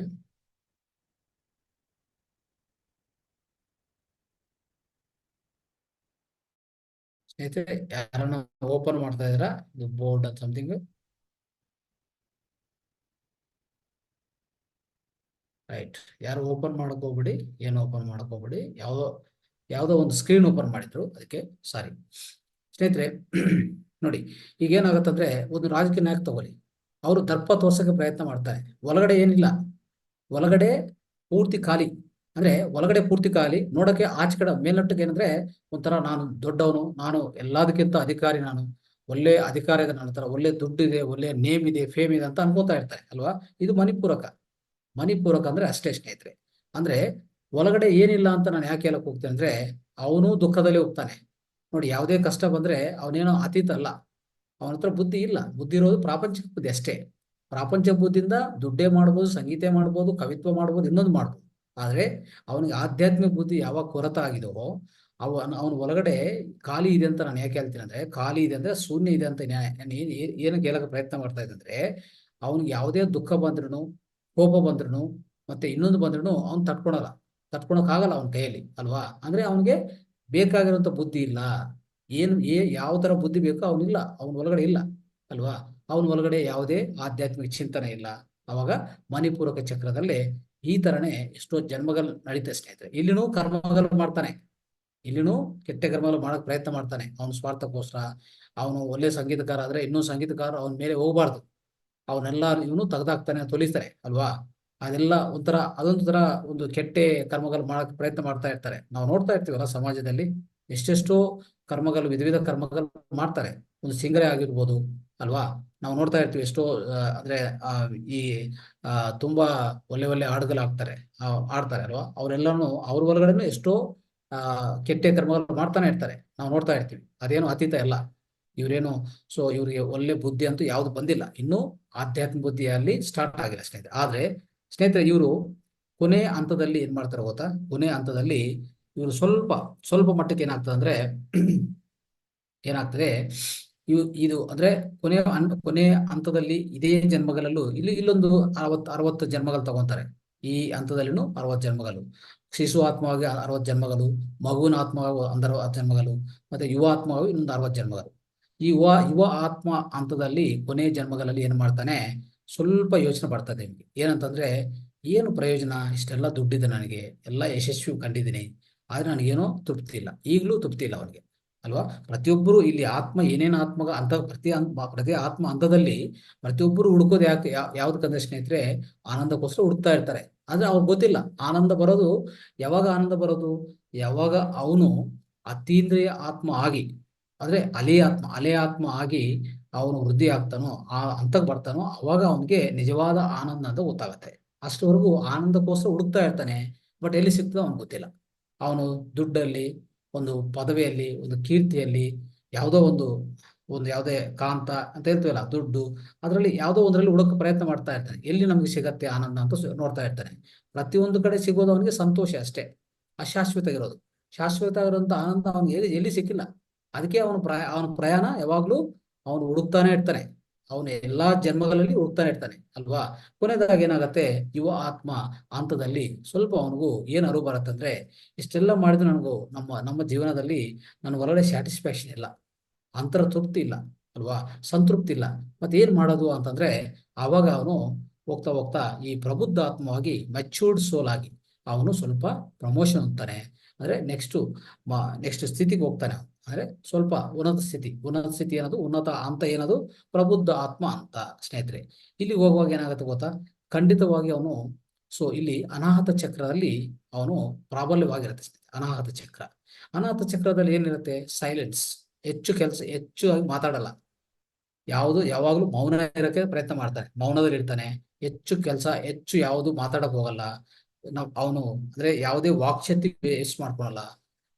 ವಾಕ್ಶಕ್ತಿ ಅಂದ್ರೆ ಮನಸ ವಾಚ ಕರ್ಮನ ಯೋಚನೆ ಮಾಡೋದಾಗ್ಬೋದು, ಯಾವುದೇ ಮಾತುಗಳಾಗ್ಬೋದು, ಅನಾವಶ್ಯಕತೆ ಏನು ಮಾಡಲ್ಲ. ಅವನು ಸೈಲೆಂಟ್ ಆಗಿರ್ತಾನೆ, ಆದಷ್ಟು ಸೈಲೆಂಟ್. ನೀವು ನೋಡ್ತಾ ಇರ್ತೀರಿ, ಅಂದ್ರೆ ನಮ್ಮ ಮನೆಯಲ್ಲೇ ತಗೊಳ್ಳಿ, ಮನೆಯಲ್ಲಿ ಹಸ್ಬೆಂಡ್ ಒಂಥರ ಅಂದ್ರೆ ಹೆಂಡತಿ ಒಂಥರ ಇದ್ರೆ, ಗಂಡ ಒಂಥರ ಇರ್ತಾನೆ, ಮಕ್ಕಳು ಒಂಥರ ಇರ್ತಾನೆ, ತಾಯಿ ತಂದೆ ಇನ್ನೊಂಥರ ಇರ್ತಾರೆ. ಅಂದ್ರೆ ಎಲ್ಲ ಅಲ್ಲೇ ಒಂದು ಮನೆಯಲ್ಲೇ ಇಷ್ಟು ಆತ್ಮ ಹಂತಗಳಿರುವಂತ ಮನುಷ್ಯರು ಜೀವನ ಮಾಡ್ತಾ ಇರ್ತಾರೆ. ನಾವೆಲ್ಲರೂ ಏನ್ ಮಾಡ್ತಾ ಇರ್ತೀವಿ, ಸಹಜೀವನ ಮಾಡ್ತಾ ಇರ್ತೀವಿ ಸ್ನೇಹಿತರೆ, ಅರ್ಥ ಮಾಡ್ಕೊಳ್ಳಿ. ಅದಕ್ಕೆ ಎಲ್ಲೋ ಹೋಗಿ ನೋಡೋದು ಬೇಕಾಗಿಲ್ಲ. ವಿವಿಧ ಹಂತಗಳಿಗೆ ಸಂಬಂಧಿತ ವ್ಯಕ್ತಿಗಳು ಒಂದೇ ಫ್ಯಾಮಿಲಿಯಲ್ಲಿ ಜೀವನ ಮಾಡ್ತಾ ಇರ್ತಾರೆ ಅಲ್ವಾ. ಅದು ನಾವು ಪ್ರತಿ ದಿವಸ ನೋಡ್ತಾ ಇರ್ತೀವಿ. ಅದಕ್ಕೆ ಹಸ್ಬೆಂಡ್ ಒಂಥರ ಇರ್ತಾರೆ, ಒಂದು ಹೆಂಡತಿ ಒಂಥರ ಇನ್ನೊಂಥರ ಇರ್ತಾರೆ. ಇಬ್ರು ಒಂದೇ ಮನಸ್ತತ್ವದಲ್ಲಿ ಇರಕ್ ಸಾಧ್ಯ ಇಲ್ಲ. ಯಾಕಂದ್ರೆ ಅವ್ರ ಆತ್ಮ ಅಂತ ಬೇರೆ, ಇವ್ರ ಆತ್ಮ ಅಂತ ಬೇರೆ ಇರ್ತದೆ ಅಲ್ವಾ. ಇದು ನಾವು ನೋಡ್ತಾ ಇರ್ತೀವಿ. ಖಂಡಿತವಾಗಿ ನಮ್ಮ ಸಮಾಜದಲ್ಲಿ ನಾವು ಕಂಡಿಡ್ತಾ ಇರ್ತೀವಿ. ಈ ತರ ನೋಡ್ತಾ ಹೋದ್ರೆ ಸ್ನೇಹಿತರೆ, ಖಂಡಿತವಾಗಿ ಪ್ರಬುದ್ಧ ಆತ್ಮ ಆಗುವಾಗ ಆ ಹಂತದಲ್ಲಿ ಪೂರ್ತಿ ಸೈಲೆಂಟ್ ಆಗಿರ್ತಾನೆ. ಮೌನದಲ್ಲಿ ಹೋಗ್ತಾನೆ, ಹೆಚ್ಚು ಮೌನದಲ್ಲಿ ಇರ್ತಾನೆ. ಆಮೇಲೆ ಎಲ್ಲಾ ಕೆಲಸಗಳು ಸ್ಟಾಪ್ ಮಾಡ್ತಾನೆ, ಯಾವ ಕೆಲಸಗಳು ಜಾಸ್ತಿ ಮಾಡಕ್ ಹೋಗಲ್ಲ. ಅನ್ನೆಸರಿ ಕರ್ಮಗಳು ಯಾವುದು ಅಂದ್ರೆ ಅನಾವಶ್ಯಕತೆ ಯಾವ ಕರ್ಮಗಳು ಅವನು ಮಾಡಕ್ ಹೋಗಲ್ಲ, ಕರ್ಮಗಳು ಕಮ್ಮಿ ಮಾಡ್ತಾನೆ ಅಲ್ವಾ. ಮಾತಾಡೋದನ್ನು ತುಂಬಾ ಎಚ್ಚರಿಕೆಯಾಗಿ ಮಾತಾಡ್ತಾ ಇರ್ತಾನೆ. ಯೋಚಿಸಿ ಮಾಡ್ತಾನೆ. ಯಾವುದ್ರಲ್ಲಿ ಅನ್ನೆಸರಿ ಅವನು ಹೋಗಿ ಕಲ್ಪಿಸ್ಕೊಳಲ್ಲ, ಏನು ಮಾಡಲ್ಲ. ಇಂಥ ಪರಿಸ್ಥಿತಿಯಲ್ಲಿ ಮೆಚೂರ್ಡ್ ಸೋಲ್ ಆಗಿ ಅವನು ಬದುಕೋದು ಶುರು ಮಾಡ್ತಾನೆ. ಅಲ್ಲಿ ಅವನು ಒಳಗಡೆ ಹೋಗ್ತಾ ಈ ಯಾವ್ದು ನಮ್ಮ ಭಗವದ್ಗೀತಾ ಮತ್ತೆ ಇನ್ನು ರಾಮಾಯಣ ಇಂಥದೆಲ್ಲ ಗ್ರಂಥಗಳೆಲ್ಲ ಓದೋದು ಶುರು ಮಾಡ್ತಾನೆ. ಇದೆಲ್ಲ ಅರ್ಥ ಮಾಡ್ಕೊಳ್ಳೋ ಪ್ರಯತ್ನ ಮಾಡ್ತಾನೆ. ಅವನಿಗೂ ಇಂಥ ಯಾವುದೇ ಸಮಾಜದಲ್ಲಿ ಈ ಪ್ರಾಪಂಚಿಕ ಸಂಬಂಧಿತ ವಿಷಯಗಳು ಅವನಿಗೂ ಯಾವುದು ಆಕರ್ಷಕ ಆಗಲ್ಲ. ಅದು ಏನೋ ಅವನಿಗೆ ಅಂತೂ ಆಕರ್ಷಣೆ ಅಂತ ಕನಸಲ್ಲ. ಅವನು ಮಾಡ್ಬೇಕಂತ ಅವನಿಗೆ ಯೋಚನೆ ಬರಲ್ಲ. ಅದ್ರ ಬಗ್ಗೆ ಸಾಕು, ನಾನು ಮಾಡಿರೋದು ಇಷ್ಟವರೆಗೂ ಸಾಕು ಅಂತಾನೆ ಅನಿಸ್ತಾ ಇರ್ತದೆ. ಈಗಾಗಲೇ ಸಾಕು ಬಿಡಿ, ಈ ಜೀವನ ಸಾಕು ಅಂತ ಹೇಳ್ತಾ ಇರ್ತಾರಲ್ಲ, ತುಂಬಾ ಜನ ನೋಡ್ತಾ ಇರ್ತೀರಿ. ಅವರೆಲ್ಲ ಮಾತುಗಳು ಹೇಗೆ ಮಾತಾಡ್ತಾ ಇರ್ತಾರೆ. ಸೊ ನಾನು ಸಾಕಪ್ಪ, ಈಗಾಗಲೇ ಸಾಕಾಗಿದೆ, ಮಾಡೋದು ಮಾಡಿದೀನಿ, ಈಗ ಬಿಡ್ತೀನಿ, ನಾನು ಯಾವ್ದು ನನಗೆಲ್ಲ ಇಂಟ್ರೆಸ್ಟ್ ಇಲ್ಲ ಅಂತ ಹೇಳ್ತಾ ಇರ್ತಾರೆ ಅಲ್ವಾ. ಅಂತ ಮಾತುಗಳು ಬರೋದು ಇಂಥ ಆತ್ಮ ಹಂತದಲ್ಲಿ ಇರುವಂತ ಅವ್ರ ಬಾಯಿಂದನೇ ಬರ್ತಾ ಇರ್ತದೆ ಈ ಮಾತುಗಳು ನೋಡ್ತಾ ಇದ್ದಾರೆ ಅಲ್ವಾ. ಸೊ ಇದು ನಾವು ಅರ್ಥ ಮಾಡ್ಕೋಬೇಕು ಸ್ನೇಹಿತರೆ. ಈಗ ಈ ಪ್ರಬುದ್ಧ ಆತ್ಮವಾಗಿ ಎಷ್ಟೋ ಜನ್ಮಗಳು ತಗೊಂಡು ಕೊನೆ ಜನ್ಮಗಳು ಏನಾಗ್ತದೆ ಗೊತ್ತಾ, ಅವನು ಒಂದು ಒಳ್ಳೆ ಧ್ಯಾನಿ ಆಗ್ತಾನೆ ಸ್ನೇಹಿತರೆ. ಅಂದ್ರೆ ಧ್ಯಾನಿ ಆಗಕ್ಕೆ ಪ್ರಯತ್ನ ಆಗ್ತದೆ.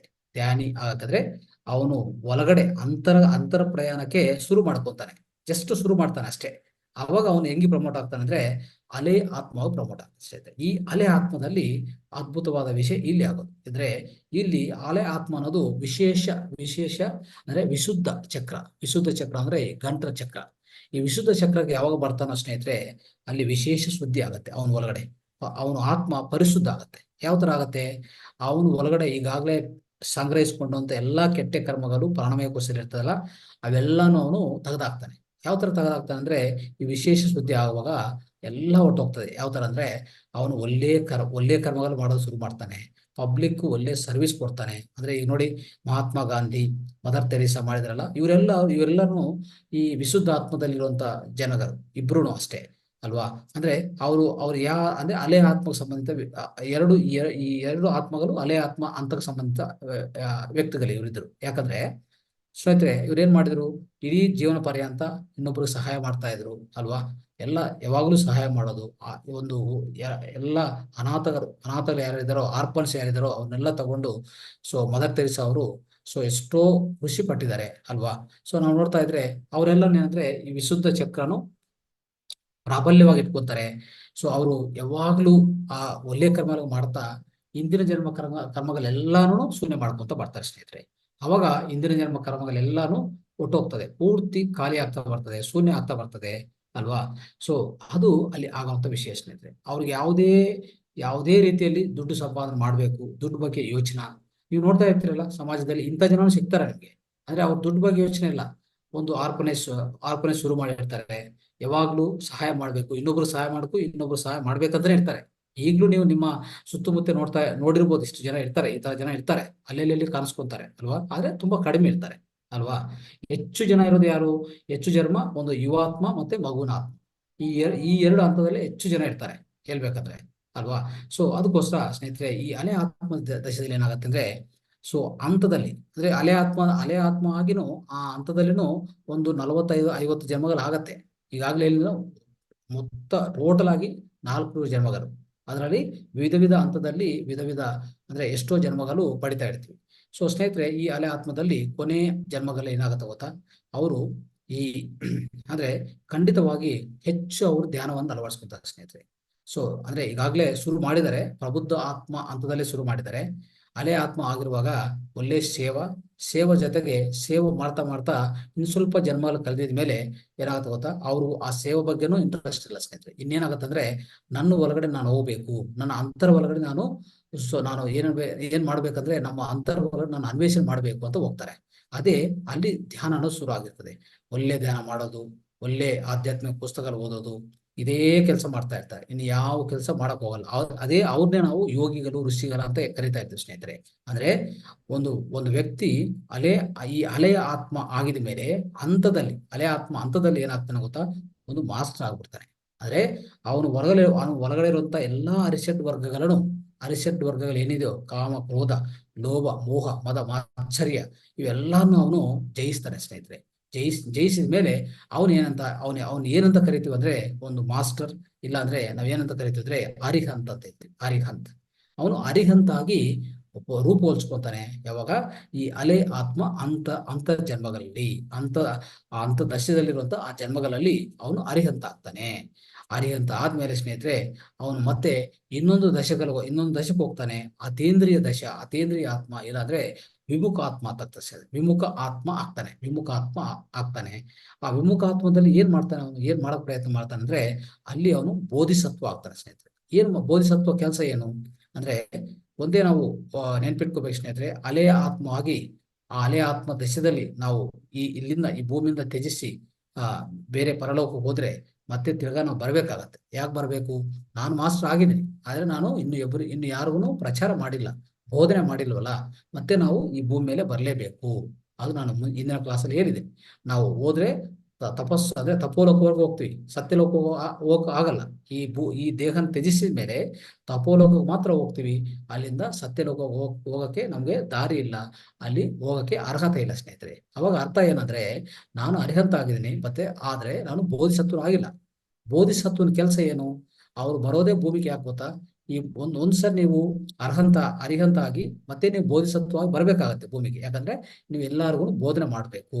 ಅಂದ್ರೆ ಬೋಧಿಸತ್ವವಾಗಿ ಏನ್ ಮಾಡ್ತಾನೆ, ಈ ಅತೀಂದ್ರಿಯ ಆತ್ಮದಶದಲ್ಲಿ ಎಲ್ಲರಿಗೂ ಅವ್ರ ಸುತ್ತಮುತ್ತಿರೋರ್ಗು, ಅವ್ರ ಕಮ್ಯುನಿಟಿಯಲ್ಲಿ, ಅವ್ರ ಸೊಸೈಟಿಯಲ್ಲಿ, ಅವ್ರ ಮನೆ ಸುತ್ತಮುತ್ತ ಎಲ್ಲದಕ್ಕೂ ಏನ್ ಮಾಡ್ತಾ ಹೋಗ್ತಾನೆ ಅಂದ್ರೆ, ಎಲ್ಲರಿಗೂ ಧ್ಯಾನ ಹೇಳ್ಕೊಡ್ತಾನೆ, ಈ ಆಧ್ಯಾತ್ಮಿಕ ಚಿಂತನೆ ಅಳವಡಿಸ್ತಾನೆ, ಇದೆಲ್ಲ ಮಾಡ್ತಾ ಹೋಗ್ತಾನೆ ಸ್ನೇಹಿತರೆ. ಈ ಆತ್ಮದಶದಲ್ಲಿ ಎಷ್ಟೋ ಜನ್ಮಗಳು ಈ ತರ ಪಡಿತಾ ಇರ್ತಾನೆ. ಅವನು ಸ್ವಂತ ಅಂದ್ರೆ ಅವನು ಬೇಕಾಗಿರೋಂಥ ಸ್ವಂತ ಈ ಯಾವುದು ಪ್ರಾಕ್ಟೀಸ್ ಮಾಡ್ಕೊಂತಾನೆ, ಸಾಧನೆ ಮಾಡ್ಕೊಂತ ಇನ್ನೊಬ್ರಿಗೆ ಹೇಳ್ತಾ ಹೋಗ್ತಾನೆ. ಅವಾಗ ಅವನು ಏನಂತ ಕರಿತೀವಿ ನಾವು? ಬೋಧಿಸತ್ವ ಅಂತ ಕರಿತೀವಿ. ಅದು ಬೋಧಿಸತ್ವ ಆಗಿ ಈ ಅತೀಂದ್ರಿಯ ಆತ್ಮದಲ್ಲಿ ಇರ್ತಾನೆ.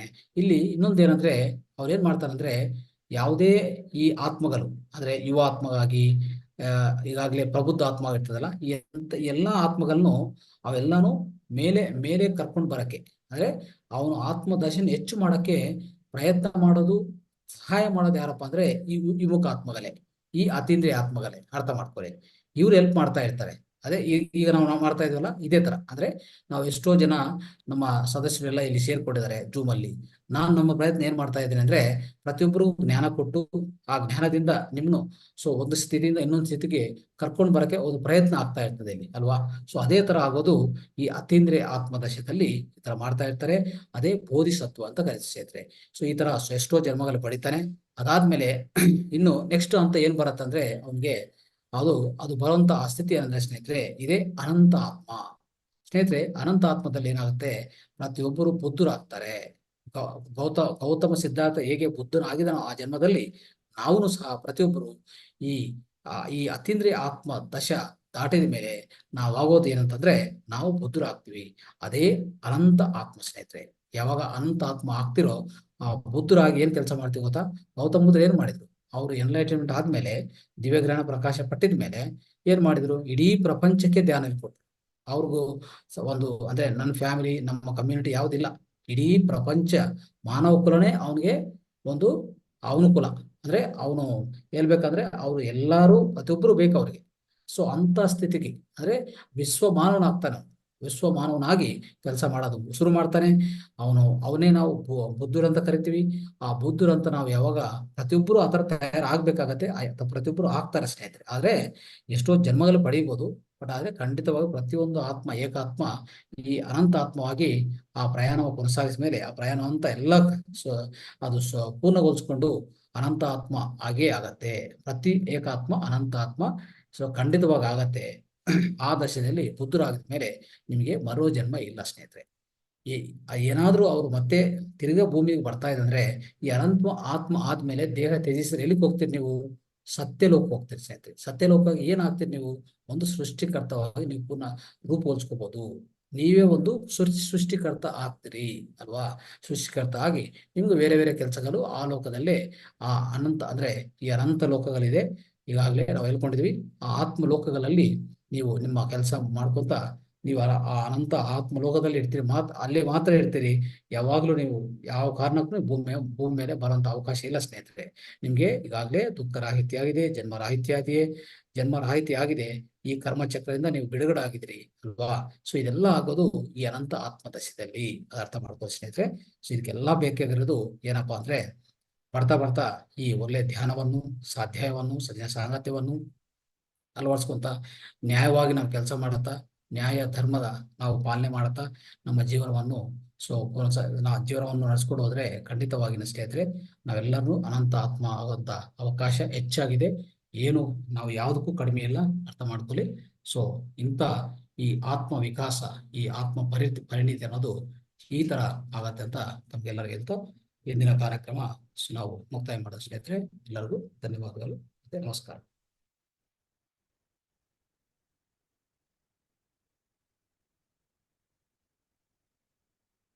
ಸ್ನೇಹಿತರೆ.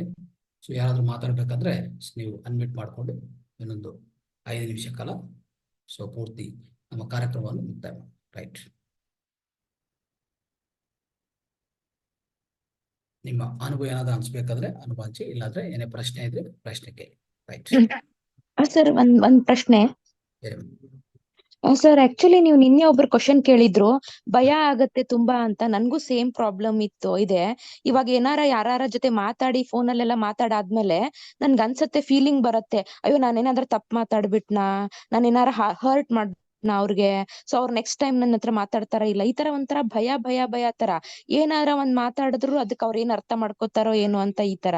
ಅದಕ್ ನೀವ್ ಒಂದೇನೋ ಅಕ್ಯುಪ್ರೆಷರ್ ಪಾಯಿಂಟ್ ಹೇಳ್ತೀನಿ ಅಂದ್ರಿ, ಬಟ್ ಅದ್ ಯಾವ್ದು ಅಂತ ನಿಮ್ಗೆ ತೋರ್ಸಕ್ ಆಗತ್ತಾ? ಆಕ್ಯುಪ್ರೆಷರ್ ಪಾಯಿಂಟ್ಸ್ ಅನ್ನೋದು ಹೆಚ್ಚಾಗಿರುತ್ತದೆ. ಒಂದು ಮುದ್ರೆ ಮಾಡಿ, ಕ್ಷೇಪಣ ಮುದ್ರೆ ಮಾಡಿ. ಕ್ಷೇಪಣೆ ಮುದ್ರ ಈ ತರ ನೋಡಿ, ಈ ತರ ಮಾಡ್ಕೋಬೇಕು, ಈ ತರ ಇಟ್ಕೋಬೇಕು. ಇದೆಲ್ಲ ಅರ್ಥ ಆಯ್ತಾ? ಈ ತರ ಇಟ್ಕೊಂಡು ನೀವು ಧ್ಯಾನ ಮಾಡೋಕ್ ಮುಂಚೆ ಸೊ ಇತರ ಸಮಯದಲ್ಲಿ, ಅಂದ್ರೆ ಧ್ಯಾನ ಸಮಯದಲ್ಲಿ ನಾನು ಹೇಳ್ತಾ ಇಲ್ಲ, ಧ್ಯಾನ ಜೊತೆಗೆ ಇದು ಮಾಡಬಾರ್ದು. ಓಕೆ, ಈ ತರ ಬೇರೆ ಸಮಯದಲ್ಲಿ ಮಾಡ್ಕೊಳ್ಳಿ. ಇದು ಕ್ಷೇಪಣ ಮುದ್ರ. ಈಗ ಇಟ್ಕೊಂಡು ಇದು ಈ ತರ ಈ ತೋರ್ಬೆರಳು ಕೆಳಗಡೆ ತೋರಿಸ್ಬೇಕು. ಈ ತರ ತೊಡೆ ಮೇಲೆ ಇಟ್ಕೊಂಡು ಪ್ರಾಕ್ಟೀಸ್ ಮಾಡಿ. ಅರ್ಥ ಆಯ್ತಾ ಇದು ಮುದ್ರ? ಎಲ್ಲ ನಿಮ್ಮ ಒಳಗಡೆ ಇರುವಂತ ನಕಾರಾತ್ಮ, ಭಯ ಈ ಮುದ್ರೆ ಹೆಸರು ಕ್ಷೇಪಣ ಮುದ್ರ. ಓಕೆ, ಅರ್ಥ ಆಯ್ತಮ್ಮ? Thank you sir. ಅರ್ಥ ಆಯ್ತು ಸರ್, ಥ್ಯಾಂಕ್ ಯು. ಅದೇ ನೀವು ಹೇಳ್ಬೇಕು, ಅರ್ಥ ಆಗಿದ್ರೆ ಅರ್ಥ ಆಗಿದ್ರೆ, ಇಲ್ಲಾಂದ್ರೆ ಮತ್ತೆ ಆಯ್ತು ತೋರಿಸಿ. ಸರ್. ಕ್ಷೇಪಣ ಮುದ್ರ ಮಾಡಿ. ಧ್ಯಾನದ ಮುಂಚೆ ಯಾವಾಗ ಫ್ರೀ ಟೈಮ್ ಇರುತ್ತೋ ಒಂದು 20 ಎಷ್ಟು ಸಮಯ ಮಾಡ್ಬೇಕು ಸರ್? ಎಷ್ಟೊತ್ತು ಮಾಡ್ಬೇಕು? 20 ನಿಮಿಷ 30 ನಿಮಿಷ ಮಾಡಿ. ಇದು ಮಾಡಿದ ಮೇಲೆ ಧ್ಯಾನ ಮಾಡಿದ್ರು ಅದ್ಭುತವಾಗಿರುತ್ತೆ ಧ್ಯಾನ. ಓಕೆ, ನಾವು ಟಿವಿ ಎಲ್ಲ ನೋಡುವಾಗ ಮಾಡ್ಬೋದು ಕೂತ್ಕೋಬಹುದು. ಎಸ್, ಮಾಡಬಹುದು. ಓಕೆ, ಇದು ನಾವು ಧ್ಯಾನ ಮಾಡೋದ್ರಿಂದನೂ ಎಕ್ಸ್ಟ್ರಾ ಎಫೆಕ್ಟ್ ಇರತ್ತಲ್ಲ ಸರ್? ನಾವು ಬರೀ ಜ್ಞಾನಕ್ಕೂ ನಮ್ಗೆ ಒಂಥರ ಫಿಯರ್ ಎಲ್ಲ ಕಡಿಮೆ ಆಗತ್ತಲ್ವಾ? ಅದ್ರ ಜೊತೆ ಧ್ಯಾನದಿಂದ ಖಂಡಿತವಾಗಿ ಆಗತ್ತೆ, ಏನ್ ತೊಂದರೆ ಇಲ್ಲ. ಬಟ್ ನಿಮ್ಗೆ ಇನ್ನೂ ಬೇಗ ಆಗ್ಬೇಕಂದ್ರೆ ಈ ಮುದ್ರ ಮಾಡ್ಕೊಂಡು ಮಾಡಿ ಅಂತ ಹೇಳಿದ್ರು. Okay sir, thank you sir. Thank you. ಮುದ್ರ ನಿಮ್ ಒಳಗಡೆ ಎಲ್ಲಾನು ತಂದು ಕೊಡ್ತದೆ.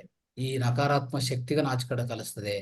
ನಿಮ್ಮ ಒಳಗಡೆ ಒಳ್ಳೆ ಶಾಂತಿ ತಗೊಂಡ್ ಬರ್ತದೆ, ಹೆಚ್ಚು ಶಾಂತಿ ತಗೊಂಡ್ ಬರ್ತದೆ, ಏಕಾಗ್ರತೆ ಹೆಚ್ಚು ಮಾಡತ್ತೆ ಅಲ್ವಾ? ಸೊ ಇಂಥದೆಲ್ಲ ಪ್ರತಿಯೊಂದನು ಸಕಾರಾತ್ಮಕ ಇರುವಂತ ಅಂಶಗಳನ್ನ ಹೆಚ್ಚು ಮಾಡ್ತಾ ಹೋಗ್ತದೆ ನಿಮ್ಮ ಒಳಗಡೆ. Okay, yes. ನಮಸ್ಕಾರ ಸರ್. ನಮಸ್ಕಾರ ಹೇಳಿ ಸರ್. ನಮಸ್ಕಾರ. ಹಲೋ ಸರ್, ನಮಸ್ಕಾರ ಸರ್. ಈಗ ನಾವು ಇಂದಿನ ಸುಮಾರು ನಾವು ಬುದ್ಧಿ ತಿಳಿಯೋವರ್ಗುನು ಸುಮಾರು ಕರ್ಮಗಳನ್ನ ಮಾಡಿರ್ತೀವಿ. ಅದು ವಿಮೋಚನೆ ಹೇಗ್ ಮಾಡ್ಕೊಳ್ಳೋದು ಸರ್? ವಿಮೋಚನೆ 2 ಮಾರ್ಗಗಳಿದೆ. ಈ ಜನ್ಮದಲ್ಲಿ ನೀವು ಮಾಡ್ಕೋಬೇಕಂದ್ರೆ, ಇಂದಿನ ಜನ್ಮದಲ್ಲಿ ನೀವು ಮಾಡುವಂತ ಕರ್ಮಗಳು, ಅಂದ್ರೆ ಯಾವುದೇ ಒಂದು ಕೆಲಸಗಳು ಏನ್ ಮಾಡ್ತೀವೋ ಅವು ಮತ್ತೆ ಈ ಕೆಟ್ಟ ಕರ್ಮಗಳು ತಂದು ಕೊಡಬಾರ್ದು. ಅಂದ್ರೆ ಇವಾಗ ಮಾಡ್ಬೇಕಾಗಿರೋಂತ ತಕ್ಷಣ ಮಾಡ್ಬೇಕಾಗಿರೋದು ನಿಷ್ಕಾಮ ಕರ್ಮ. ಅದು ಮೊದಲನೇ ಪದ್ಧತಿ. ನಿಷ್ಕಾಮ ಕರ್ಮದಿಂದ ಈ ಜನ್ಮದಲ್ಲಿ ನಾವು ಮಾಡೋಂಥ ಯಾವೇ ಕರ್ಮಗಳು ಮತ್ತೆ ಕೆಟ್ಟ ಫಲಿತಗಳು ತಂದು ಕೊಡಬಾರದು ನನ್ನ ಜನ್ಮದಲ್ಲಿ. ಮತ್ತೆ ಇದು ಈ ಜನ್ಮದಿಂದ ಮತ್ತೆ ಇನ್ನೊಂದು ಜನ್ಮಕ್ಕೆ ನಾನು ತಗೊಂಡು ಹೋಗಬಾರ್ದು ನನ್ನ ಜೊತೆಗೆ ಅಂತಂದ್ರೆ ನೀವು ಮಾಡ್ಬೇಕಾಗಿರೋದು ನಿಷ್ಕಾಮ ಕರ್ಮ. ನಿಷ್ಕಾಮ ಕರ್ಮ ಅಂದ್ರೆ ಏನು? ಭಗವದ್ಗೀತೆಯಲ್ಲಿ ಹೇಳ್ತಾನೆ ಕೃಷ್ಣನ್. ಏನ್ ಹೇಳ್ತಾ ಅಂದ್ರೆ, do your duty, forget about the result, leave the result to me. ಅಂದ್ರೆ ನಿಮ್ಮ ಕರ್ಮ ನೀವು ಮಾಡಿ, ನಿಮ್ಮ ಡ್ಯೂಟಿ ನೀವು ಮಾಡಿ, ಅದು ಫಲಿತಗಳು ನೀವೇನು ಆಶಿಸಕ್ ಹೋಗ್ಬೇಡಿ. ನಿಮ್ಮ ಧರ್ಮ ಏನಂದ್ರೆ ನೀವ್ ಏನ್ ಕೆಲಸ ಮಾಡ್ತಾ ಇದ್ರೋ ಅದು ಸರಿಯಾದ ಪಾಲನೆ ಮಾಡಿ, ಸರಿಯಾದ ಮಾಡೋದು ನಿಮ್ ಧರ್ಮ ಅಷ್ಟೇ. ಅದಾದ್ಮೇಲೆ ಫಲಿತಗಳು ಏನ್ ಬರುತ್ತೆ ಏನ್ ಬರಬಾರ್ದು ಅಂತ ನಮ್ಗೆ ಬಿಟ್ಬಿಡಿ, ಅದು ನಿಸರ್ಗಕ್ಕೆ ಬಿಟ್ಬಿಡಿ. ಇದು ಅಂದ್ರೆ ಯಾವುದೇ ಫಲಿತ ಆಶಿಸಿ ನೀವು ಕೆಲಸ ಮಾಡಬಾರದು. ಅದೇ ನಿಷ್ಕಾಮ ಕರ್ಮ. ಅಂದ್ರೆ ಯಾರಿಗೆ ಒಂದು ಸಹಾಯ ಮಾಡ್ತೀವಿ ಅಂತ ಇಟ್ಕೊಳ್ಳಿ, ನಾನೊಂದು ಸಹಾಯ ಮಾಡಿದೀನಿ, ಅವ್ನು ಮತ್ತೆ ಇನ್ನೊಂದು ಮಾಡ್ಬೇಕು. ನಾನೊಂದು ಕೊಟ್ಟಿದ್ದೀನಿ, ಅವ್ನು ಇನ್ನೊಂದು ತಿರ್ಗಾ ನಮ್ಗೆ ಏನು ಕೊಡ್ಬೇಕು ಅಂತಂದ್ರೆ ಅಲ್ಲಿ ಕರ್ಮ ಅನ್ನೋದು ಯಾವಾಗ್ಲೂ ಕರ್ಮ ಅನ್ನೋದು ಅಂಟ್ಕೊಂಡಿರ್ತದೆ. ಕರ್ಮ ಜೀರೋ ಆಗಲ್ಲ. ಅದು ನಿಷ್ಕಾಮ ಕರ್ಮ ಅಂತ ಹೇಳ್ತೀವಿ ನಾವು. ಅದು ಪಾಲನೆ ಮಾಡ್ಬೇಕು. ಈ ಜನ್ಮದಲ್ಲಿ ಮಾಡುವಂತ ಕರ್ಮಗಳನ್ನು ಕರ್ಮರಹಿತ ಆಗಿ ಮಾಡ್ಕೋಬೇಕಂದ್ರೆ. ಆದ್ರೆ ಇಂದಿನ ಜನ್ಮ ಕರ್ಮಗಳು ಏನ್ ಮಾಡ್ಬೇಕು? ಅದು ಅಲ್ಲಿ ಒಂದು ಭಗವದ್ಗೀತೆಯಲ್ಲಿ ಹೇಳ್ತಾನೆ, ಏನಂತ, ಜ್ಞಾನಾಗ್ನಿ ದಗ್ಧ ಕರ್ಮಾನಾಮ ಅಂತ ಹೇಳ್ತಾನೆ ಶ್ರೀಕೃಷ್ಣರು. ಈ ಜ್ಞಾನಾಗ್ನಿ ದಗ್ಧ ಕರ್ಮ ಅನ್ನೋದು ಬಹಳ ಇಂಪಾರ್ಟೆಂಟ್. ಇದು ಅದು ನಾನು ಹೇಳಿಲ್ಲ, ಅದು ಕರ್ಮ ಸಿದ್ಧಾಂತದಲ್ಲಿ ಹೇಳ್ತೀನಿ. ಸೊ ನಾಳೆ ಇನ್ನೊಂದು ಸಬ್ಜೆಕ್ಟ್ ಇದೆ ಅಲ್ಲ, ನಾಳೆ ಬರ್ತದೆ ಸಬ್ಜೆಕ್ಟು. ಸೊ ನಾಳೆ ಈ ಕರ್ಮದ ಚಟ್ಟ, ಕರ್ಮದ ಸಿದ್ಧಾಂತ ಇದೆಯೋ ಅದರಲ್ಲಿ ಪೂರ್ತಿ ಕೂಲಂಕುಷವಾಗಿ ಹೇಳ್ತೀನಿ ನಾನು. ಆದ್ರೆ ಸೊ ಅದ್ಭುತವಾದ ಪರಿಷ್ಕಾರ ಏನಂದ್ರೆ ಎಲ್ಲಾ ಕರ್ಮಗಳನ್ನ ನಾವು ವಾಸಿ ಮಾಡ್ಕೋಬಹುದು, ಜೀರೋ ಮಾಡ್ಕೋಬಹುದು. ಅದಕ್ಕೂ ಇರುವಂತ ಅದ್ಭುತವಾದ ಮಾರ್ಗ ಏನಪ್ಪಾ ಅಂತಂದ್ರೆ ಇದೇ ಜ್ಞಾನ ಮಾರ್ಗ, ಜ್ಞಾನ ಸಂಪಾದನೆ ಮಾಡೋದು. ಆ ಜ್ಞಾನ ಅಂತ ಒಂದು ಅಗ್ನಿಯಲ್ಲಿ, ಆ ಬೆಂಕಿಯಲ್ಲಿ ಎಲ್ಲಾನು ಬೆಂಕಿ ಹಚ್ಬೋದು. ಬೆಂಕಿ ಹಚ್ಚಿ ಎಲ್ಲ ನಾವು ದಗ್ಧ ಮಾಡ್ಬೋದು. ಅರ್ಥ ಮಾಡ್ತೀವಿ. Thank you sir, thank you. ಆಮೇಲೆ ಅಲ್ಲ ಈಗ ಸರ್, ಮೆಡಿಟೇಷನ್ ಎಷ್ಟು ಬಾರಿ ಮಾಡಬೇಕು ಒಂದು- ಸರ್? ಈಗ ಸಂಜೆ ಹೊತ್ತು ಮಾತ್ರ ಅದೇ. ಕ್ಲಾಸ್ ನಲ್ಲಿ ಆಗುತ್ತೆ, ಮತ್ತೆ ಅದನ್ನ ದಿನಕ್ಕೆ ಎಷ್ಟು ಬಾರಿ ಮಾಡ್ಬೇಕು ನಾವು? ಯಾವ್ದದು? ಈಗ ಮೆಡಿಟೇಷನ್ ಈಗ ಹೇಳ್ಕೊಟ್ಟಿದ್ರ ಸಂಜೆ 9:30 to ಮೆಡಿಟೇಷನ್ 10:30. ಎಸ್, ಹಾ. ದಿನಕ್ಕೆ ನಿಮ್ಮ ವಯಸ್ಸು ಎಷ್ಟಿದೆ ಅಷ್ಟು ನಿಮಿಷ ಕನಿಷ್ಠ ಪಕ್ಷ ಮಾಡಿ. ಅದು 2 ಸಲ 3 ಸಲ ರಿಪೀಟ್ ಮಾಡ್ಕೊಳ್ಳಿ. ನೈಟು, ಮಧ್ಯಾಹ್ನ ಮತ್ತೆ ಬೆಳಗ್ಗೆ ಆ ಥರ ಮಾಡ್ತಾ ಇರಿ. ಸೊ ಹೆಚ್ಚು ಸಮಯ ಮಾಡಿದ್ರೆ ಇನ್ನು ಹೆಚ್ಚು ಒಳ್ಳೆಯದೇ. ಅಂದ್ರೆ ನಮ್ಮ ದೇಹದಲ್ಲಿ ಯಾವುದೇ ರುಗ್ಮತಗಳಿದೆ ಎಲ್ಲ ರುಗ್ಮತಗಳು ಹೋಗ್ಬಿಡ್ತದೆ, ಮಾನಸಿಕ ರುಗ್ಮತಗಳು ಹೋಗ್ಬಿಡ್ತದೆ, ಸಾಮಾಜಿಕ ರುಗ್ಮತಗಳು ಹೋಗ್ಬಿಡ್ತದೆ. ಆಮೇಲೆ ಆಧ್ಯಾತ್ಮಿಕ ಬೆಳವಣಿಗೆ ಹೆಚ್ಚಾಗತ್ತೆ. ಓಕೆ, ನನ್ನ ಬಗ್ಗೆ ನನಗೂ ಅರಿವು ಬರುತ್ತೆ. ಸೊ ನಾನು ಪೂರ್ತಿ ಒಂದು ಸ್ವಚ್ಛವಾದ ಪರಿಶುದ್ಧ ಆತ್ಮವಾಗಿ ನಾವು ಜೀವನ ನಡೆಸ್ಕೋಬಹುದು. ಇದೆಲ್ಲ ಆಗ್ತಾ ಬರ್ತದೆ. Thank you sir, thank you, ಧನ್ಯವಾದಗಳು ಸರ್. ಸರ್ ನಮಸ್ತೆ ಸರ್. ನಮಸ್ತೆ. ಇದು ಸರ್, ಈಗ ಆತ್ಮಗಳ ಬಗ್ಗೆ ಹೇಳಿದ್ರಲ್ರಿ ಸರ್, ಹೌದು. ಈ ಶಿಶುಆತ್ಮ, ಪ್ರಬುದ್ಧಾತ್ಮ, ಅಲೆ ಆತ್ಮ ಎಲ್ಲ, ಅದು ಸುಮಾರು ಎಷ್ಟು ಸಲ ನಾವು ಹುಟ್ಟು ಸಾವು ಬರುತ್ತೆ ಸರ್? ಹಾಗಾದ್ರೆ ಅದ್ ಅರಿವು ಬರೋವರೆಗೂ ಅದು ಹುಟ್ಟು ಸಾವು ಇರೋದೇನ್ರಿ ಸರ್? ಹೌದಮ್ಮ, 400 ಜನ್ಮಗಳಾಗತ್ತೆ ನಾವು ಮಾನವನಿಂದ ಮಾಧವನಿಗೆ ಆಗಕ್ಕೆ, ಹೌದೇನ್ರಿ ಸರ್? ಮಾನವನಿಂದ ದೇವ್ರು ಆಗಕ್ಕೆ, ದೇವ್ರಾಗಕ್ಕೆ. ತಯಾರಾಗಕ್ಕೆ ಹ್ಮ್. ಓಕೆ 400 ಜನ್ಮಗಳು ಬೇಕು. ಮತ್ತೆ 84 ಲಕ್ಷ ಯೋನಿಗಳನ್ನ ದಾಟಿ ಬಂದೆ ಅಂತ ಬರ್ತದಲ್ರಿ ಸರ್? 84 ಲಕ್ಷಗಳ ಜೀವರಾಶಿ ಇದೆ ಅಂತ ಅರ್ಥ. ಅಂದ್ರೆ ಈ ಭೂಮಿ ಮೇಲೆ ಅಷ್ಟು ಜೀವರಾಶಿಗಳನ್ನು ಸೃಷ್ಟಿಕರ್ತ ಮಾಡಿಕೊಟ್ಟಿದ್ದಾನೆ. ಎಲ್ಲವನ್ನು ಅನುಭವಿಸಿ ಬಂದಿರ್ತೇನ್ರಿ ಸರ್ ಮಾನವ ಜನ್ಮಕ್ಕ? ಇಲ್ಲಮ್ಮ, ಅದು ಹ್ಮ್. ಸ್ವಲ್ಪ ತಪ್ಪು ಕಲ್ಪನೆ ಆಗಿದೆ ಅದು. ನಾನು ಅದಕ್ಕೆ ನಿನ್ನೆ ಸೃಷ್ಟಿ ರಚನೆ ಬಗ್ಗೆ ಹೇಳಿದ್ದೀನಿ, ನೀವು ಕೇಳಿಸ್ಕೊಂಡಿದ್ರ? ಹ್ಞೂನ್ರಿ ಸರ್, ಹೇಳಿ. ಕೇಳಿಸ್ಕೊಂಡಿದ್ರ? ಅರ್ಥ ಆಗಿದ್ಯಾ? ಇಲ್ಲ ಸರ್, ಒಂದ್ ಸ್ವಲ್ಪ ನೆಟ್ ಸಿಗ್ಲಿಲ್ಲ, ಒಂದ್ ಸ್ವಲ್ಪ ನಡುವೆ ಗ್ಯಾಪ್ ಆಯ್ತು ಸರ್. ಅದೇ, ಅದು ಆತರ ಆಗಲ್ಲ. ಆತರ ಎಷ್ಟೋ ಜನ ಆತರ ಅನ್ಕೊಂತಾರೆ, ಅದು ಕರೆಕ್ಟ್ ಅಲ್ಲ. ಓಕೆ, ಸರ್, ಹ್ಮ್. ಆತರ ಏನೋ 84 ಲಕ್ಷ ಜೀವರಾಶಿಗಳಿರೋದು ಸತ್ಯ. ಅಷ್ಟು ಜೀವರಾಶಿಗಳು ಈ ಭೂಮಿ ಮೇಲೆ ಇದೆ. ಅದರಲ್ಲಿ ಉನ್ನತ ಜೀವಿ ನಾವು. ಓಕೆ, ನನ್ನ ಅಂದ್ರೆ ಸೃಷ್ಟಿ ಎಲ್ಲಾ ಜನ್ಮನು ದಾಟಿ ಬರೋದೇನ್ ಇಲ್ಲ? ಇಲ್ಲ. ನಮ್ಮನ್ನು ಸೃಷ್ಟಿ ಡೈರೆಕ್ಟ್ ಮಾಡಿರೋದು ಆ ದೇವರೇ. ನಾವು ಹೌದ್ರಿ. ಇಲ್ಲಿ ಸೃಷ್ಟಿ 2 ತರ ಆಗಿದೆ. ಒಂದು ಪ್ರಕೃತಿ, ಇನ್ನೊಂದು ಪುರುಷ. ಪ್ರಕೃತಿಯಲ್ಲಿ ಇರುವಂತದ್ದು ಯಾವ್ದಪ್ಪ ಅಂದ್ರೆ ಒಂದು ಕನ್ಯಾ ಸಾಮ್ರಾಜ್ಯ, ವೃಕ್ಷ ಸಾಮ್ರಾಜ್ಯ, ಪಕ್ಷಿ ಸಾಮ್ರಾಜ್ಯ, ಜಂತು ಸಾಮ್ರಾಜ್ಯ, ಮೀನು ಸಾಮ್ರಾಜ್ಯ. ಹೌದ್ರಿ ಸರ್.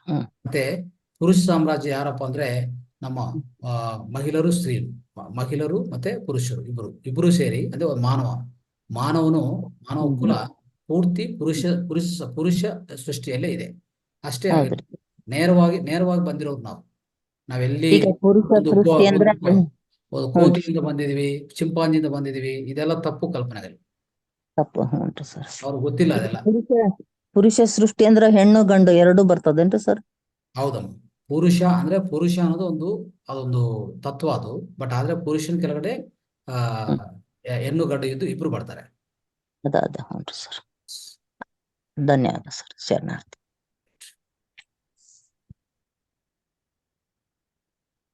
ಎಸ್, ಇನ್ಯಾರು ಪ್ರಶ್ನೆ ಕೇಳ್ಬೇಕಾ?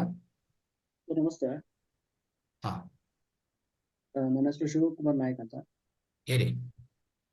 ನಮ್ಮಲ್ಲಿ ನಮ್ಮ ಮಾನವ ಜೀವಿಯ ದೇಹದಲ್ಲಿ ಎಷ್ಟು ಚಕ್ರಗಳಿವೆ, ಆ ಚಕ್ರಗಳಿಗೆ ಮತ್ತೆ ಎಷ್ಟು ದಿನಗಳು ಬೇಕಾಗುತ್ತೆ ನಮ್ಮ ಆಕ್ಟಿವೇಟ್ ಆಗ್ಲಿಕ್ಕೆ ಚಕ್ರಗಳು, ಮತ್ತೆ ನಾವು ಅದನ್ನ ಯಾವ ರೀತಿ ಮಾಡ್ಕೋಬಹುದು, ಅದನ್ನ ಹೇಳ್ಲಿಕ್ಕಾಗದ? ನಮ್ಮ ಮಾನವನ ದೇಹ ಒಳಗಡೆ ಈ ಚಕ್ರಗಳು ಅಂದ್ರೆ ನಿಮ್ಗೆ ಅರ್ಥ ಆಗಿರುವಂಥದ್ದು, ನೀವು ಕೇಳಿಸ್ಕೊಂಡಿರುವಂಥದ್ದು ಸ್ವಲ್ಪ ಇರತ್ತೆ. ಅಂದ್ರೆ 7 ಚಕ್ರಗಳಿದೆ ಅಂತ ಹೇಳ್ತಾ ಇರ್ತಾರೆ ಎಲ್ಲರೂ.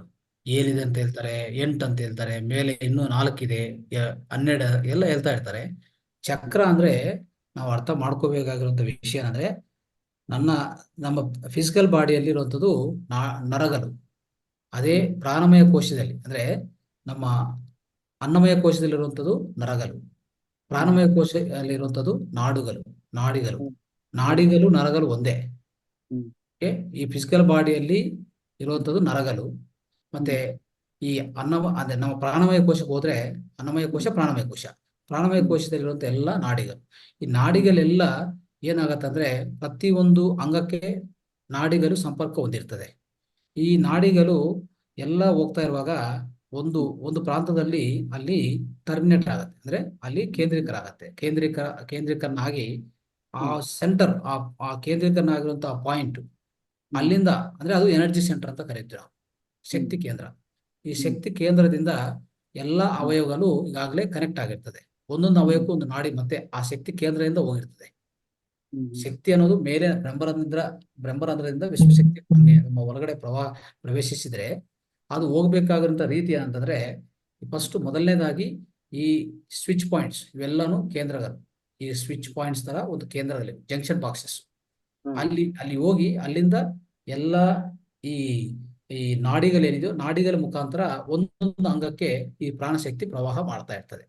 ಆ ಪ್ರಾಣಶಕ್ತಿ ಸರಬರಾಜು ಆಗ್ತಾ ಇರ್ತದೆ. ಅರ್ಥ ಮಾಡ್ಕೊಳ್ಳಿ. ಅವಾಗ ಎಷ್ಟು ಶಕ್ತಿ ಕೇಂದ್ರಗಳು ಈ ತರ ಇರೋದಂದ್ರೆ ಸುಮಾರು ಲೆಕ್ಕ ಮಾಡಿರೋದು 1261 ಚಕ್ರಗಳಿದೆ. ಅರ್ಥ ಮಾಡ್ಕೊಳ್ಳಿ. ಇದರಲ್ಲಿ ಇನ್ನೂ ಸ್ವಲ್ಪ ಇಂಪಾರ್ಟೆಂಟು ಅಂದ್ರೆ ಹೆಚ್ಚು ಅಂದ್ರೆ ಪ್ರಧಾನ ಅಂಗಗಳು ಕನೆಕ್ಟ್ ಆಗಿರುವಂತದ್ದು ನೋಡಕ್ ಹೋದ್ರೆ 114 ಇದೆ. ಇನ್ನು ಸ್ವಲ್ಪ ನಾವು ನೋಡ್ತಾ ಹೋದ್ರೆ ಕೊನೆಯದಾಗಿ ಒಂದು 7 ಚಕ್ರಗಳು ಅಂತ ನಾವು ಲೆಕ್ಕ ಮಾಡ್ತೀವಿ. 7 ಚಕ್ರಗಳು ಏನಪ್ಪಾ ಅಂತಂದ್ರೆ 7 ಅಂತಃಸ್ರಾವಿಕ ಗ್ರಂಥುಗಳು ಕನೆಕ್ಟ್ ಆಗಿರ್ತದೆ. ಸರಿ ಸರಿ. ಓಕೆ, ಅದಕ್ಕೂ ನಾವೇನು ಯಾಕೆ ಈ 7 ಚಕ್ರಗಳಿಗೆ ಪ್ರಾಧಾನ್ಯ ಕೊಡ್ತೀವಿ ಅಂದ್ರೆ, ಈ 7 ಚಕ್ರಗಳು ಯಾವ ತರ ಅಂದ್ರೆ ಮೈನ್ ಜಂಕ್ಷನ್ ಬಾಕ್ಸ್ ಇವೆಲ್ಲ. ಮೈನ್ ಜಂಕ್ಷನ್ ಬಾಕ್ಸ್ ಅಂದ್ರೆ ಎಲ್ಲಾ ಪ್ರಧಾನ ಅಂಗಗಳು ಇಲ್ಲಿ ಕನೆಕ್ಟ್ ಆಗಿರ್ತದೆ. ನೋಡಿ, ಒಂದು ಹೃದಯ, ಒಂದು ಲಂಗ್ಸ್, ಒಂದು ಹೇಳ್ಬೇಕಂದ್ರೆ ಶ್ವಾಸಕೋಶಗಳು, ಜೀರ್ಣಕೋಶ, ಮತ್ತೆ ಪ್ಯಾನ್ಕ್ರಿಯಾಸು, ಲಿವರು, ಮತ್ತೆ ಇವೆಲ್ಲ ಪ್ರಧಾನ ಅಂಗಗಳು ಈ 7 ಚಕ್ರಗಳಿಗೆ ಮಾತ್ರ ಕನೆಕ್ಟ್ ಆಗಿರ್ತದೆ. ಅಂದ್ರೆ ಈ 7 ಎನರ್ಜಿ ಸೆಂಟರ್ಸ್ ಮಾತ್ರ ಸಂಪರ್ಕ ಹೊಂದಿರ್ತದೆ. ಅದಕ್ಕೆ ನಾವು 7 ಚಕ್ರ ಬಗ್ಗೆ ಯಾವಾಗ್ಲೂ ಮಾತಾಡ್ತಾ ಇರ್ತೀವಿ ಅಲ್ವಾ. ಸೊ ಅದಕ್ಕೂ ಯಾವ ತರ ಸಕ್ಕರೆಗೊಳಿಸ್ಕೋಬೇಕು, ಈ 7 ಚಕ್ರಗಳನ್ನು ಸಕ್ಕರೆಗೊಳಿಸ್ಕೊಂಡ್ರೆ ಸಾಕು. ಮಿಕ್ಕಿದ ಚಿಕ್ಕ ಚಿಕ್ಕ ಎನರ್ಜಿ ಸೆಂಟರ್ಸ್ ತಾವಂತ ಅವೇನಾಗ್ತದೆ ಯಾವಾಗ್ಲೂ ಸಕ್ಕರೆಗೊಳಿಸ್ಕೊಂತಾ ಇರ್ತದೆ. ಎನರ್ಜಿ, ಈ ಶಕ್ತಿ ಪ್ರವಾಹ ಸರಬರಾಜು ಆಗ್ತಾ ಇರುವಾಗ ಅದು ಆಟೋಮೆಟಿಕ್ ಆಕ್ಟಿವೇಶನ್ ಆಗ್ತಾ ಹೋಗ್ತದೆ. ಆದ್ರೆ ಈ 7 ಚಕ್ರಗಳು ಮಾತ್ರ ಪ್ರಾಧಾನ್ಯವಾಗಿ ನಾವು ಇದಕ್ಕೆ ಗಮನ ಕೊಡ್ಬೇಕಂದ್ರೆ ಏನ್ ಮಾಡ್ಬೇಕು? ಸೊ ಆಧ್ಯಾತ್ಮಿಕವಾಗಿ ಧ್ಯಾನ ಹೆಚ್ಚಾಗಿ ಮಾಡ್ಬೇಕು. ಧ್ಯಾನ 2 ತಾಸು 3 ತಾಸು ಆ ತರ ಮಾಡ್ತಾ ಹೋದ್ರೆ ಈ ಎಲ್ಲಾ ಚಕ್ರಗಳನ್ನು ತಾವಂತ ಅಂದ್ರೆ ಏನು ಅದಕ್ಕೇನು ಕೃತಿಕವಾಗಿ ಏನ್ ಮಾಡೋದು ಬೇಕಾಗಿಲ್ಲ. ಸಹಜವಾಗಿ ಈ ಶಕ್ತಿ ಪ್ರವಾಹ, ಈ ವಿಶ್ವಶಕ್ತಿ ನಾವು ಹೆಚ್ಚು ತಗೊಂಡವಾಗ ನಮ್ಮ ಹೊರಗಡೆ ಅವಾಗ ಎಲ್ಲಾ 7 ಚಕ್ರಗಳನ್ನು ಸಕ್ರೆಗೊಳಿಸ್ಕೊತೀವಿ. ಸೊ ಪೂರ್ಣಗೊಳಿಸ್ಕೊಂತೀವಿ ಮತ್ತೆ ಸಕ್ರೆಗೊಳಿಸ್ಕೊಂತೀವಿ. ಅದು ಒಂದು ಪದ್ಧತಿ ಮಾಡ್ಕೊಂಡು ವಿಧಾನ ಅಲ್ವಾ. ಸೊ ಇದಕ್ಕೇನು ಸಪರೇಟ್ ಪದ್ಧತಿ ಯಾವ್ದು ಇಲ್ಲ, ಅದು ಒಂದು ಅರ್ಥ ಮಾಡ್ಕೊಳ್ಳಿ. ಎರಡನೇದು, ನಮ್ಮ ದೇಹ ಮುಖಾಂತರ ಮಾತಾಡಿದ್ರೆ, ದೇಹದ ಪರವಾಗಿ ಮಾತಾಡಿದ್ರೆ, ಭೌತಿಕವಾಗಿ ಮಾತಾಡಿದ್ರೆ 7 ಚಕ್ರಗಳಿಗೂ 7 ಅಂತಃಸ್ರಾವಿಕ ಗ್ರಂಥುಗಳಿಗೆ ನೇರ ಸಂಬಂಧ ಇದೆ. ಈ ಅಂತಃಸ್ರಾವಿಕ ಗ್ರಂಥುಗಳು ಈಗಾಗಲೇ ನಾನು ಈ ಬೆಳಗ್ಗೆ ಬ್ಯಾಚಲ್ಲಿ ನಾನು ಪೂರ್ತಿ ಅಂತಃಸ್ರಾವಿಕ ಗ್ರಂಥದ ಬಗ್ಗೆ ಪೂರ್ತಿ ಜ್ಞಾನ ಅದ್ರ ಬಗ್ಗೆ ನಾನು ಎಕ್ಸ್ಪ್ಲೈನ್ ಮಾಡಿದ್ದೇನೆ. 7 ಅಂತಃಸ್ರಾವಿಕ ಗ್ರಂಥುಗಳು 7 ಸ್ವಿಚ್ ಬೋರ್ಡ್ ತರ ಇದೆಲ್ಲ. ಅಂದ್ರೆ ನಮ್ಮ ಕೈ ಒಳಗಡೆ ಎಲ್ಲಾ ಸೆಂಟರ್ಸ್ ಇರತ್ತೆ. ಅವನು ಸ್ವಲ್ಪ ಆಕುಪ್ರೆಷರ್ ಇಂದ ಪ್ರತಿಯೊಂದು ದಿವಸ ಈ 7 ಅಂತಃಸ್ರಾವಿಕ ಗ್ರಂಥಿಗಳಿಗೆ ಸಂಬಂಧಿತ ಏನಿದೆಯೋ ಆ 7 ಪಾಯಿಂಟ್ಸ್ ಇರ್ತದೆ. 7 ಪಾಯಿಂಟ್ಸ್ ನಮ್ಮ ಕೈಯಲ್ಲಿ ಇರುತ್ತೆ, 2 ಕೈಯಲ್ಲಿ ಖಂಡಿತವಾಗಿರುತ್ತೆ. ಅದನ್ನು ಸ್ವಲ್ಪ ಆಕ್ಯುಪ್ರೆಷರ್ ಮುಖಾಂತರ ಅದನ್ನು ಸಕ್ರೆಗೊಳಿಸ್ಕೊಂಡ್ರೆ, ಇಲ್ಲ ಅಂದ್ರೆ ಒತ್ತಡ ಕೊಡ್ತಾ ಹೋದ್ರೆ ಪ್ರತಿ ದಿವಸ ಬೆಳಗ್ಗೆ ಎದ್ದ ತಕ್ಷಣ 8 ಪಾಯಿಂಟ್ ಇದೆ. ಈ 2 ಹಸ್ತದಲ್ಲಿ 8 ಪಾಯಿಂಟ್ ಸಿಗತ್ತೆ. ಆ ಪಾಯಿಂಟ್ಗಳನ್ನು ಗುರುತಿಸಿ ಸ್ವಲ್ಪ ಅಲ್ಲಿ ಪ್ರೆಷರ್ ಕೊಡ್ತಾ ಹೋದ್ರೆ ಒಂದು ನಿಮಿಷ ಕಾಲ ಒಂದು ಕೇಂದ್ರದಲ್ಲಿ, ಇನ್ನೊಂದು ನಿಮಿಷ ಕಾಲ ಇನ್ನೊಂದು ಕೇಂದ್ರದಲ್ಲಿ, ಎಲ್ಲಾ ಸೇರಿ ಒಂದು 10 ನಿಮಿಷದಲ್ಲಿ ಪೂರ್ಣಗೊಳಿಸ್ಕೋಬಹುದು. ಈ ತರ ಮಾಡ್ತಾ ಹೋದ್ರೆ ಅಲ್ಲಿನೂ ನಿಮ್ಗೆ ಈ ಚಕ್ರ ಆಕ್ಟಿವೇಶನ್ ಆಗತ್ತೆ. ನಿಮ್ಮ ಭೌತಿಕ ಆರೋಗ್ಯ ತುಂಬಾ ಚೆನ್ನಾಗಿರ್ತದೆ. ಯಾವ ರೋಗಗಳು ಬರಲ್ಲ.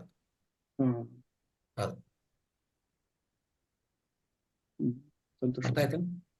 ಅರ್ಥ ಆಯ್ತು ಸರ್, ಸಂತೋಷ ಆಯ್ತು. ರೈಟ್.